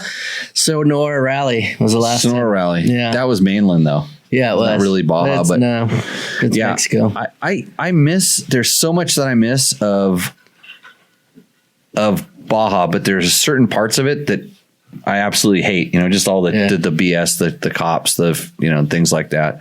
So no, George, we're not going to pour it. We're going to pour it into shot glasses and very carefully. Yeah, you can do that over there and don't tempt me. Robert Covington says, did you watch any of today's Baja 1000 contingency? Can you tell any Baja 1000 stories? Me particularly? Yes. Well, I know you didn't watch any Baja 1000 contingency because you were changing suspension rapidly. Yeah. On a factory Honda rally bike. Yeah. Yeah. A lot of my stories really, I've always been just elbow deep doing stuff on our factory bikes, so most of the time, I'd be back at the condo or the hotel, prepping the bike, checking it over, before our bikes even hit the racetrack, I've looked at them 7 times. When all this stuff is the story stuff is going on, you're busy making sure you're not part of a story. Correct. Yeah. I mean, when it comes down to basically being a factory mechanic, they're putting their lives in your hands. Right. So if I don't make sure that bolt's tight 7 times, I haven't done my job correctly, because I feel like if it isn't absolutely the best that I could possibly do for them and they're going to put their life on the line, then I failed them. Because you're feeling the same pressure. Everybody's like, we're all focused on the racer and stuff. And you hear, let's just say Formula One guys, I really like Formula One. You hear the Formula One guys thank their team, and I can kind of hear it in their voice. They're sincere. Yeah. They know if one of those guys screws up, and that's not just like with motorcycle guys. Generally, it's kind of one guy a lot of times, or there's a team, but it's like one guy. You're the guy that has a hand on the bike. That's how important this is. Yeah. And what I've, the one thing when I first started seeing you do stuff with Johnny, it was one of the bikes you guys prepped for a Dirt Rider 24-hour thing. And you did this thing on the side cover that it was the Honda logo that was embossed in the side cover. Yeah. And it was red, white, and blue, I think.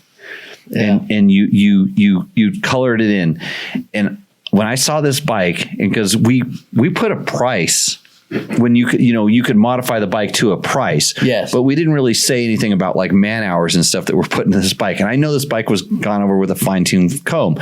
That bike is actually in a shipping container out over here right now. I bought this bike because I knew how well it was prepped, and it was a good bike. I bought it for my father-in-law to race. But it was this, so inside that thing where you see this embossed, it was red, white, and blue, where the Honda letters were in there.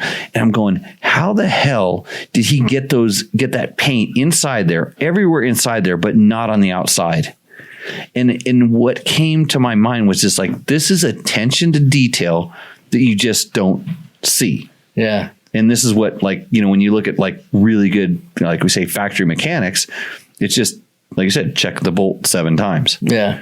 So so go ahead. I was going to say, a lot of my old Baja fans that like to look at our old XR650s and even the 450Xs, they would notice, if you ever looked at our race bikes, an XR650 in particular, one side was red, white, and blue. The other side was the Mexican flag. So I always incorporated that in my builds so that, we're in the country. Right. And a lot of our fans are Mexican fans, and it's for sure, it's just they loved it. A lot of people just would look at it and go, wow, that's cool that you put that in there. And it was one of those detail points. It's like super, it's like you're overthinking it, just like a racer is trying to figure out how to go faster. You're trying to think about how to make the build better. So let's just roll this back into you're just regular guys out there. Is there one thing that you could, as a factory guy, that you maybe, when you see other bikes, because you've now worked at GNCCs, Baja, California Desert Racing, all this different, you've done a lot of different things. Oh, there's this thing called Dakar too. Yeah. But is there one thing that, like, when you see regular dudes like come up and you know, they say, hey, there's a problem with the bike or whatever. And you know, they're talking about this one problem, but then you look at their bike. Is there something that's like kind of sticks out that you see? You know, kind of.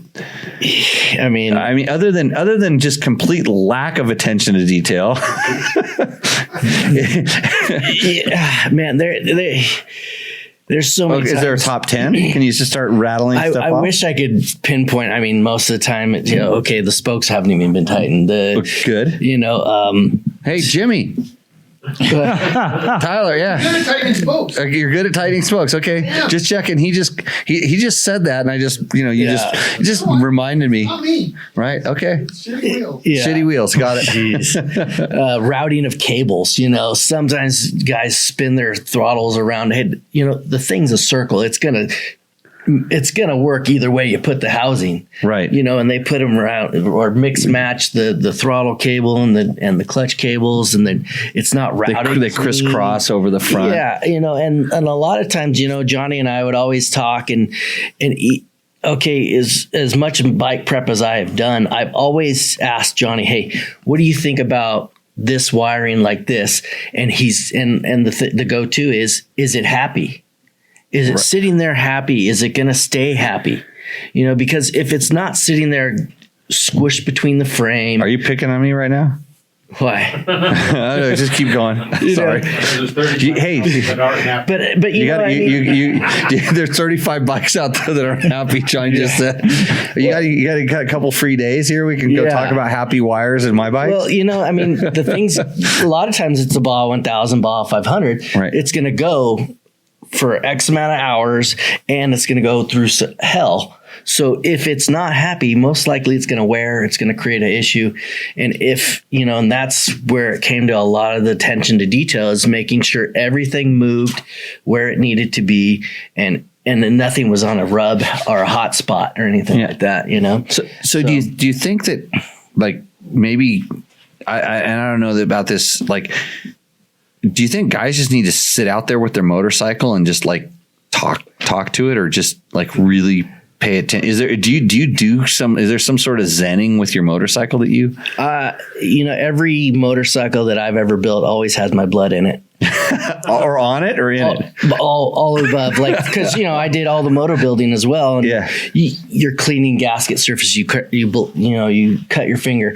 I'm like, I'll just rub a little bit on the inside of the engine cases. There we go. You know, I mean, it's a little of the black magic there. You know, I just you put so much time, so many hours. You're intimate with this motorcycle because you know what it's going to do. You know what the abuse it's going to go through, but you've also spent, you know, 40 plus hours building from the frame up, or from a bike to a frame back to a bike. Right. You know, so that right there builds your relationship to, you know, this thing's got to be 100% the best of my ability. You know, just like the guy riding it. Exactly. Yeah. You know, and I kind of think that people often overlook that in their own builds. You know, right, they just kind of throw stuff at it, and sometimes I've even heard, you know, factory mechanics talk to themselves as just like kind of quote parts changers. Yeah. You know, and you know, they're like, oh, doesn't the factory mechanic know all these, you know, do all the special stuff? And it's just like, I think it's all habit. Yeah. I mean, there are levels of factory mechanics. There are a lot of guys that do just change parts. You know, I was fortunate that I had to learn how to build motors. I had to learn how to lace wheels. I had to learn every aspect. I had to build wire harnesses. I had to build, you know, and because your bikes like had special wiring and things. You know, especially like 450X. That bike was meant to be a trail bike, but we created a race bike out of it by taking things off of a TRX and things off of, you know, the 08, or at that time was 05 CRF 450, you know, so the mix matching of that. So it was like the creative juices were flowing with those kinds of bikes, is just to make it a race capable machine instead of a weekend warrior trail bike, which it was. Oh, we got a question from the peanut gallery here. Yes, you do. Eric, yes. How do you feel about foot peg pins with the cotter pin on the top? Well, that's a good one.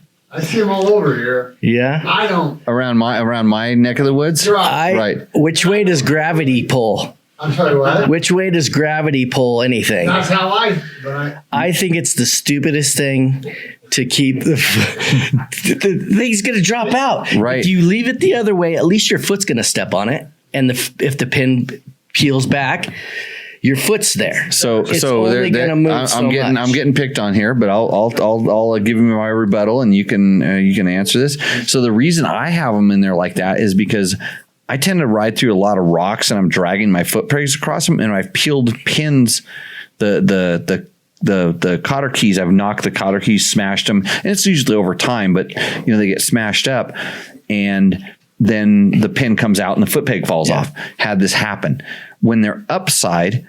They don't get knocked as much, but then if I can clearly see that cotter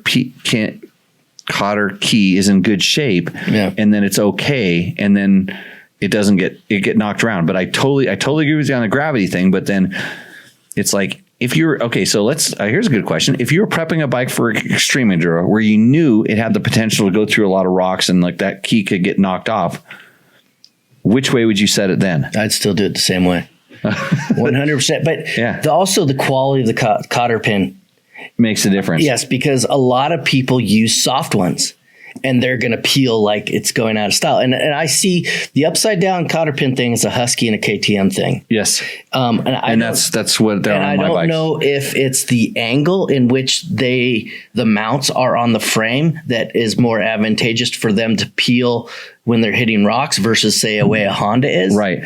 I've never had it happen on a Honda. Right. By Endurocross. Right. Hey, build Endurocross bikes. Yeah.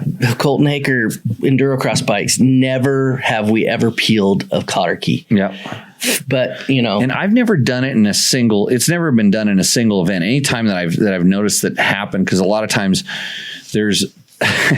you see some remnants of the key, or you pull it out before it's going to happen. You go, whoa, look at this thing. And it's taken a lot of abuse. It wasn't like a one event sort of thing. And so it probably should have been replaced.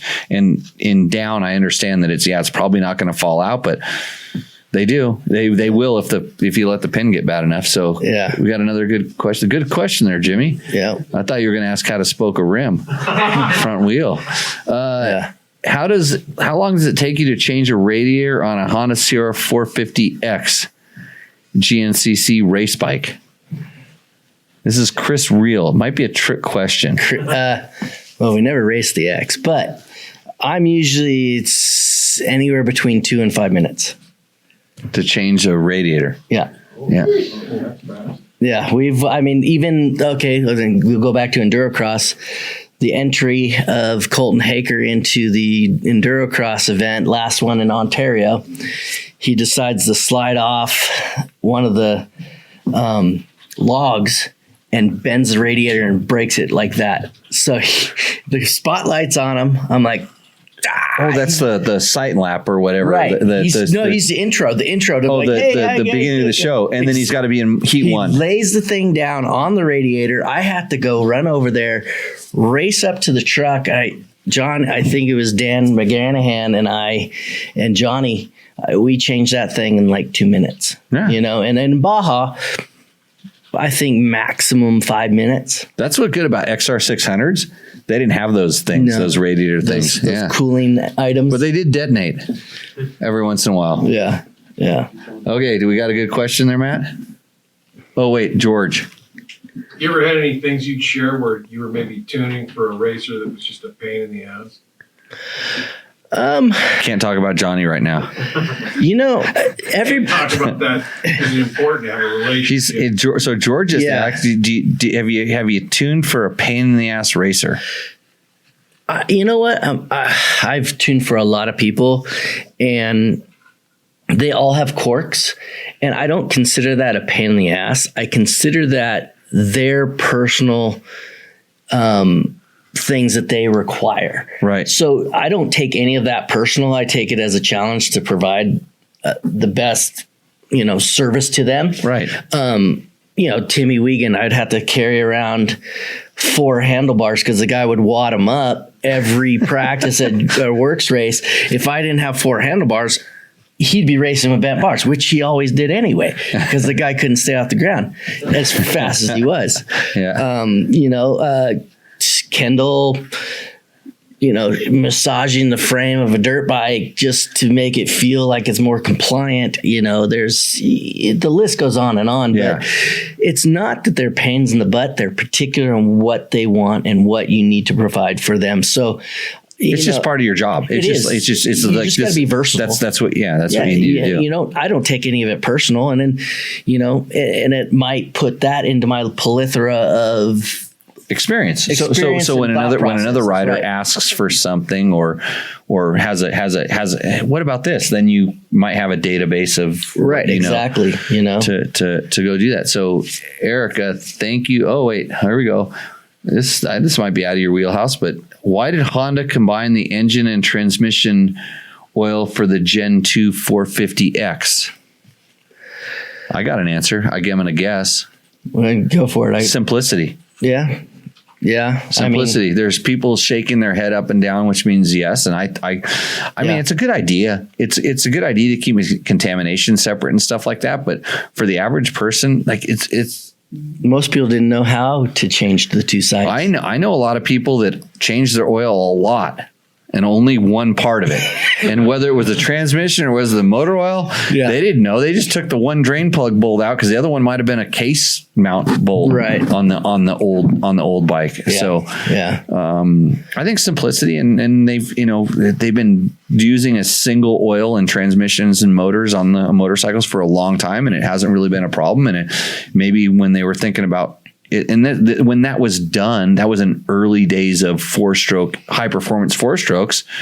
And they're like, hey, maybe we're going to get to a point where we're going to have so much power where you might need separate oils and special oils and things like this. So but if you look at the XR650, that has single oil. Okay. Robert Covington says, how fast can you do a valve adjust on a Unicam motor?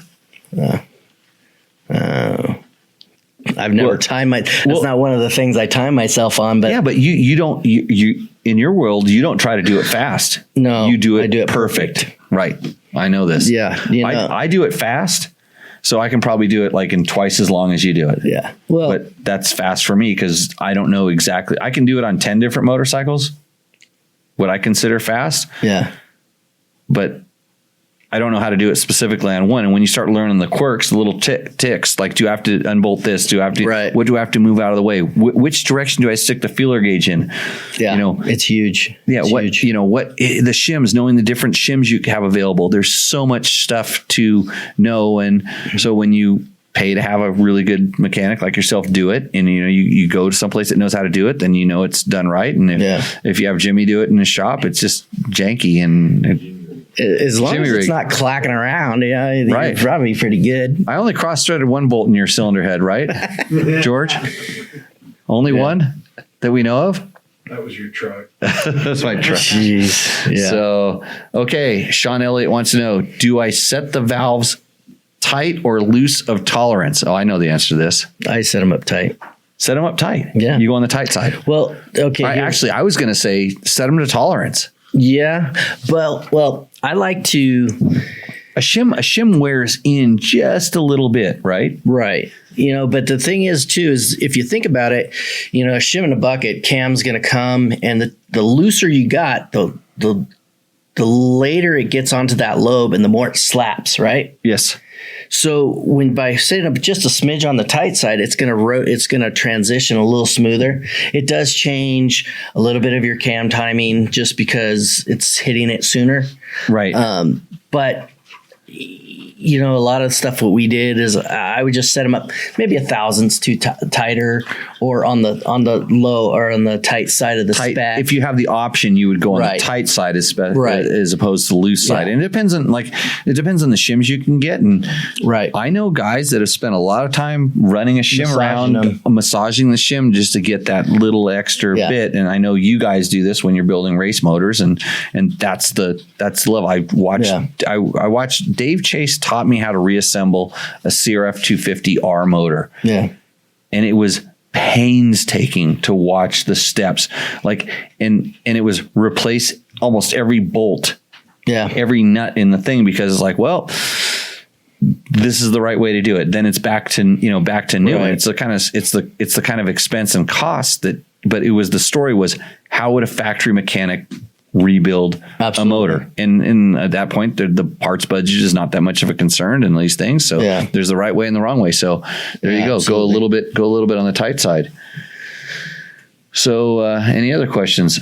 Are the shims from Home Depot good enough? No. El Home Depot, El Depot, Victor? Is that where we're at? Are you just getting bar stock and trimming them down? Victor's the one that was filing his lever that he snapped off because he didn't want it to look, too ghetto. No, I'm a big prepare. I don't know what I was going to say, but I really like the Honda shims, Honda brand shims. Yeah, stock. You can't. The hot cams shims function. That's what because I have a lot of different bikes, and that's what I throw in there, and I've had really good luck with them. Yep. Like I said, if I have the option, I run a little bit on the type side, but usually you only have one option based on their sizes. Right. Based on the numbers, and they've designed this perfectly, so there will be one that'll fit in there, and it might be on the loose end, it might be on the tight end. Yeah. And with the OEM ones, you can usually get every little thousandth increment and do it exactly right. So the San Felipe Bob wants to know, what brand of wrenches do you spin? For my T-handles, I am spinning Motion Pro. Yeah. For my everyday tools, a lot of it's Snap-on. Yeah. If you were to purchase anything, I would say buy Snap-on screwdrivers, buy a Snap-on ratchet. Sockets doesn't matter. And then, T-handles, Motion Pros, they've gotten a little soft lately. I would have to say their quality has dropped. I've rounded. What were the Koa ones? Were the super high end back in the day? We could get those. I have actually my very first set when I started being a mechanic in '99. I have my first set of T-handles that were Motion Pro. Okay, and they still function better than a brand new set. Yeah, and it's funny because I think things like that kind of go through phases and heat treating things, problem. And so. But I mean, honestly, a good set of screwdrivers, a good set of Allen wrenches, sockets like the Snap-on sockets and things like they're the best, really. Impact wrenches. I currently own Snap-on nowadays. But I mean, do you use them? I only run in things or run out. Yeah, remove. See, this is funny because I've talked to a lot of factory mechanics and they'll never put anything in with an impact wrench. I will put it in, but I will just start it. But it's all in the finger control. Yeah. Like you're not just going, let's do it. I always set bolts and start screwing them in. Get them fine. I don't want to find it with the impact because it'll you're cross through that thing. No. Yeah. I mean, to me, buzzing them out and in, it's just quick and easy. That's how I did George's cylinder head. Just send it. Yeah. I started about 3 feet away from the bike and just started running at it, and I almost hit it square. Almost. Yeah. Well, if you're changing stuff, that bike's for sale, right, George? Everything for sale. Yeah. Okay. We got any other good ones? Yeah. Robert Covington. Any MacGyver repair stories you can recall? Gosh, yeah. The Crusher Quinn Cody coming in with a broken side cover. I mean, gosh, we had to pretty much strip the ignition cover off down in Borrego. Yeah. And then, but we've also had where Kendall took my $500 Snap-on half-inch impact and started beating on a pipe with it because he blew a hole. It was coming off the dry lake bed, so they're going. We looked at our GPS. We didn't go under 3 digits. For 8 miles. And he comes in with a hole like this big in the exhaust pipe, and he's sitting there smashing with my wrench. And I step back, I look, I go, dude. That's $500. That's my $500 tool. Can I do this now? He's knocking an $800 pipe off. It's relative. Yeah, I mean, whatever. But there's just It's whatever. Okay, so Trevor Hunter, you might have heard of Trevor. What is the best way to do a real rear wheel tire change at Vegas to Reno? Our pit crew seems to struggle with this. I wish I had the photo. They Well, give me a second. I'll see if I can. Yeah, we don't need to dig it up. I've seen Supercross mechanics. And it is. I laugh. Painful. I laugh when I watch motocross and supercross guys try to change it because you guys in the off-road world. But you practice this. You guys practice these, and when you do your Baja pits, but back in the day when you do the pit changing, now at Vegas to Reno, you guys practice changing the wheel. So it's a system. There's a few people on the process. They do it a certain task. They know exactly what they're due.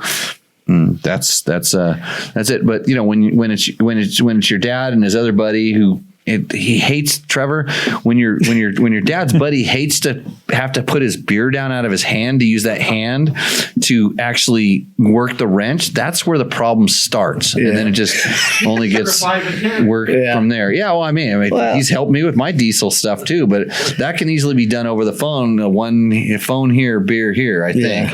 But hey, don't judge. Of it's preparation too. How do you think we do this show, by the way? Wheel spacers.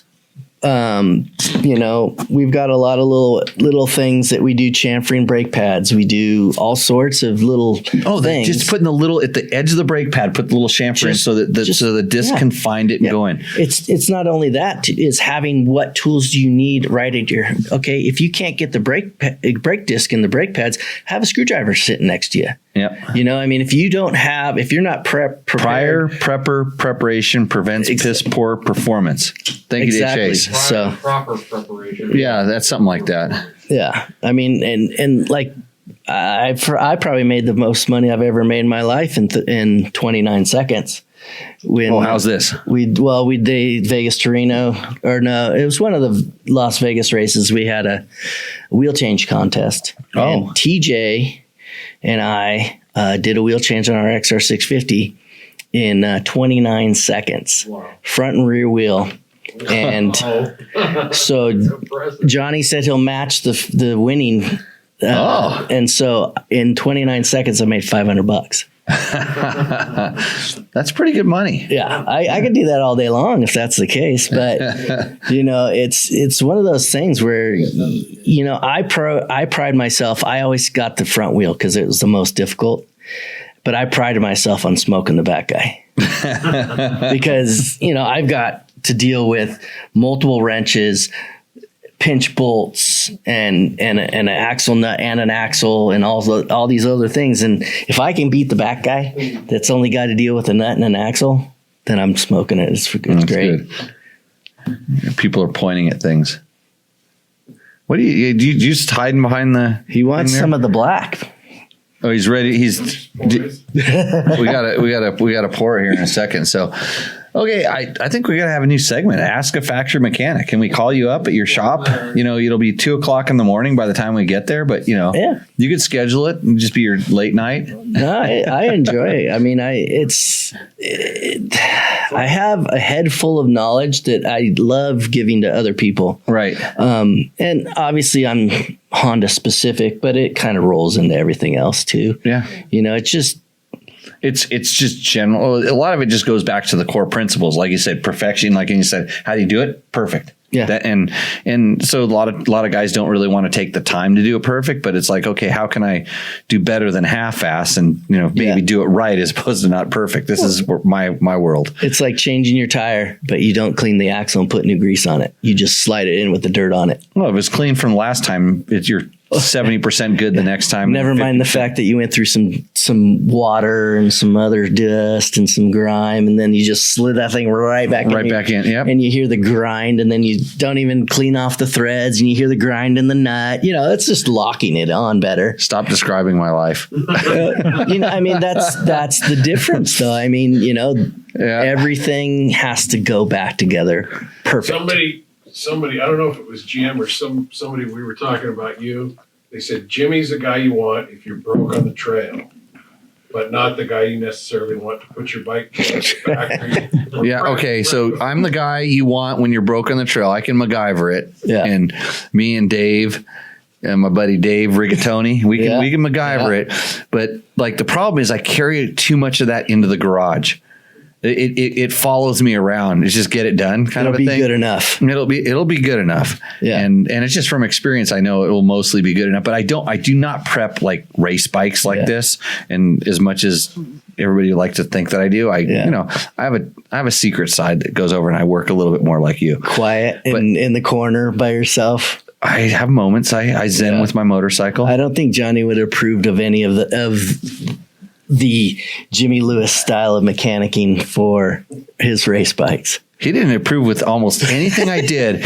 Like, cause Johnny comes from the Bruce O school of things. Yeah. And I was a little bit outside of that. Like the Jimbo program and the Bruce O program were two completely different O programs. But like the end result was this kind of sort of the same. It's just big difference of methodology coming in there. And I think what it comes down to is just like, the dedication that you're putting into it. Right. But I would tell if somebody were coming up, Matt, by the way, you're trying to learn stuff from me. Yes. Like try to figure out what I'm doing, but do it like more sano, like just how would you put it more? What would be the right way, Johnny? Like responsible. More responsible. I think Eric summed it up in the beginning when he said, these guys trust me with their life, so I'm going to do it perfect. And you don't care. It's your own life. Period. Yeah. If I never really trusted. No, I did some of my mechanics. I did when I was racing at a super high level, I trusted my mechanics with like the level you're saying, but a lot of time, most of the time I was my own mechanic. So I kind of had to do, I knew who the mechanic was. So I knew he was half-assed. So I rode that way, but it's, I think it's good. But you could definitely do things. And even when you're asking questions in the show and stuff, it's like, I'm giving you the kind of like, I'll call it the pedestrian, the regular guy way to do it, but there is a factory guy way to do it. And I know what this is because I've been around it, and I appreciate you for, explaining that and telling us what it is. Well, I was blessed to work with the best. I worked with Bruce and I worked with Johnny. That was the beginning of my career. And I honestly, coming in 99, that's when the XR 650 came out or prototype, and then whatever. Did he wrench for us when I hucked that one? He wasn't around that. It was right after that, right? Yeah. It was late 2000 that I started working with Precision Concepts and started building the bikes. And then 2001, I started building both A and B team bike. Right. But I, like the methodology, the attention to detail, a guy named Jim Green, detail was everything to him. And that's where I learned it. And, and from that point on, it was just, I was sent down the right path. Yeah, that helps. To know that, attention to detail is key to being a factory guy. And, I never thought, and I never pursued wanting to be a factory mechanic. You didn't think you'd end up going to Dakar wrenching on Ricky's bike? No, not really. I mean, obviously as the career progressed, yeah. I mean, I had the opportunity to work with KTM and Chris Blaze when he went to KTM. Yep. I didn't get to pursue that, but I had that opportunity. Yeah, because you were wrenching for Chris back when Chris was racing or was Chris building his own bikes? Chris was building his own stuff, but I had the opportunity because he needed a mechanic, and so I could have went with him to do that. But at the time I was working for Precision Concepts, and also building all the Johnny's Honda bikes. So it was like I couldn't really leave any of that. Yeah. So. Well, cool. Well, thank you a bunch for coming on this show. Yeah. Do we have another? We have a couple more questions. Here we go. So Jeff Shepard. Ricky just said, holy crap. Yeah, are you working on a road book yet? You haven't started building road books over there? This is so boring. Hey, it's only 12:30 at my house right now. Okay, quickly. First gen 450X with R cam. What spec are you setting the decompression mechanism? It's it's there, right? It used to be 25 thousandths, and that you had to put an 11 thousandths shim between the tappet arm, and then then you had to add the other feeler gauge in between where it would hit, and I always put it tighter so it would, because it had an adjustment on it, right? Correct. Right. Yes. Okay. Yeah. So I always made them tighter. I probably did it instead. Everybody of needs to know this. Everybody needs to know. So 25 thousandths. It was, but I always did it tighter. I always did it like it was whatever I felt like, but it was like usually like 15 thousandths. I didn't like the R cam in the X motor. Which R cam? There was so many. Oh, yeah, I don't know. There was 08, there was 07, there was 06, 5, 4. The 02 was our go-to. I liked them stock. Yeah, but stock, they ran good. You could rev them out. They run awesome if you're trail riding, but in Baja, you're doing 100 miles an hour. It didn't like that with the stock cam. It wouldn't go 100 miles an hour, but nobody needs to go 100 miles an hour unless you're on a Husaberg 570. Yeah. What happens if the front wheel What is breaks? up with this Husaberg, man? Is that your new thing? Oh, no. Oh, no. Yeah. Okay, we don't need to go over that story. Hey, that's the end of the show for that. So next time you come out, I'll let you ride it. I was actually going to have Johnny hop on it today, but I know I don't even know how to ride a dirt bike anymore. Now you rode the 125 and you identified a problem that you almost killed me with it. Yeah, bog. I almost died. Literally. Did I tell you what there was? There was a big chunk floating around inside the float bowl. It kept going up into the main jet. You swore I was lying to you. Well, I didn't believe you, but I believed Andrew. Yeah, he rode it and he almost died too. Yeah, I know. But what would a guy who hasn't ridden a 125 for 15 years know? They all bog. I'm going to go find this out tomorrow. Not when you're under acceleration. It's usually okay. Well, with that, we're going to shut this damn show down. Hey, thank you a lot. And Mark Daniels says thanks for mentioning Jimmy Green. Yeah. Okay. We will see you probably next Tuesday. We'll talk about a YZ125 a little bit. And that's all that I can remember at this point. All right. So thank you, Eric. Thank you, Johnny Campbell, for coming on. Thank you, Ricky Barbeck. Barbeck.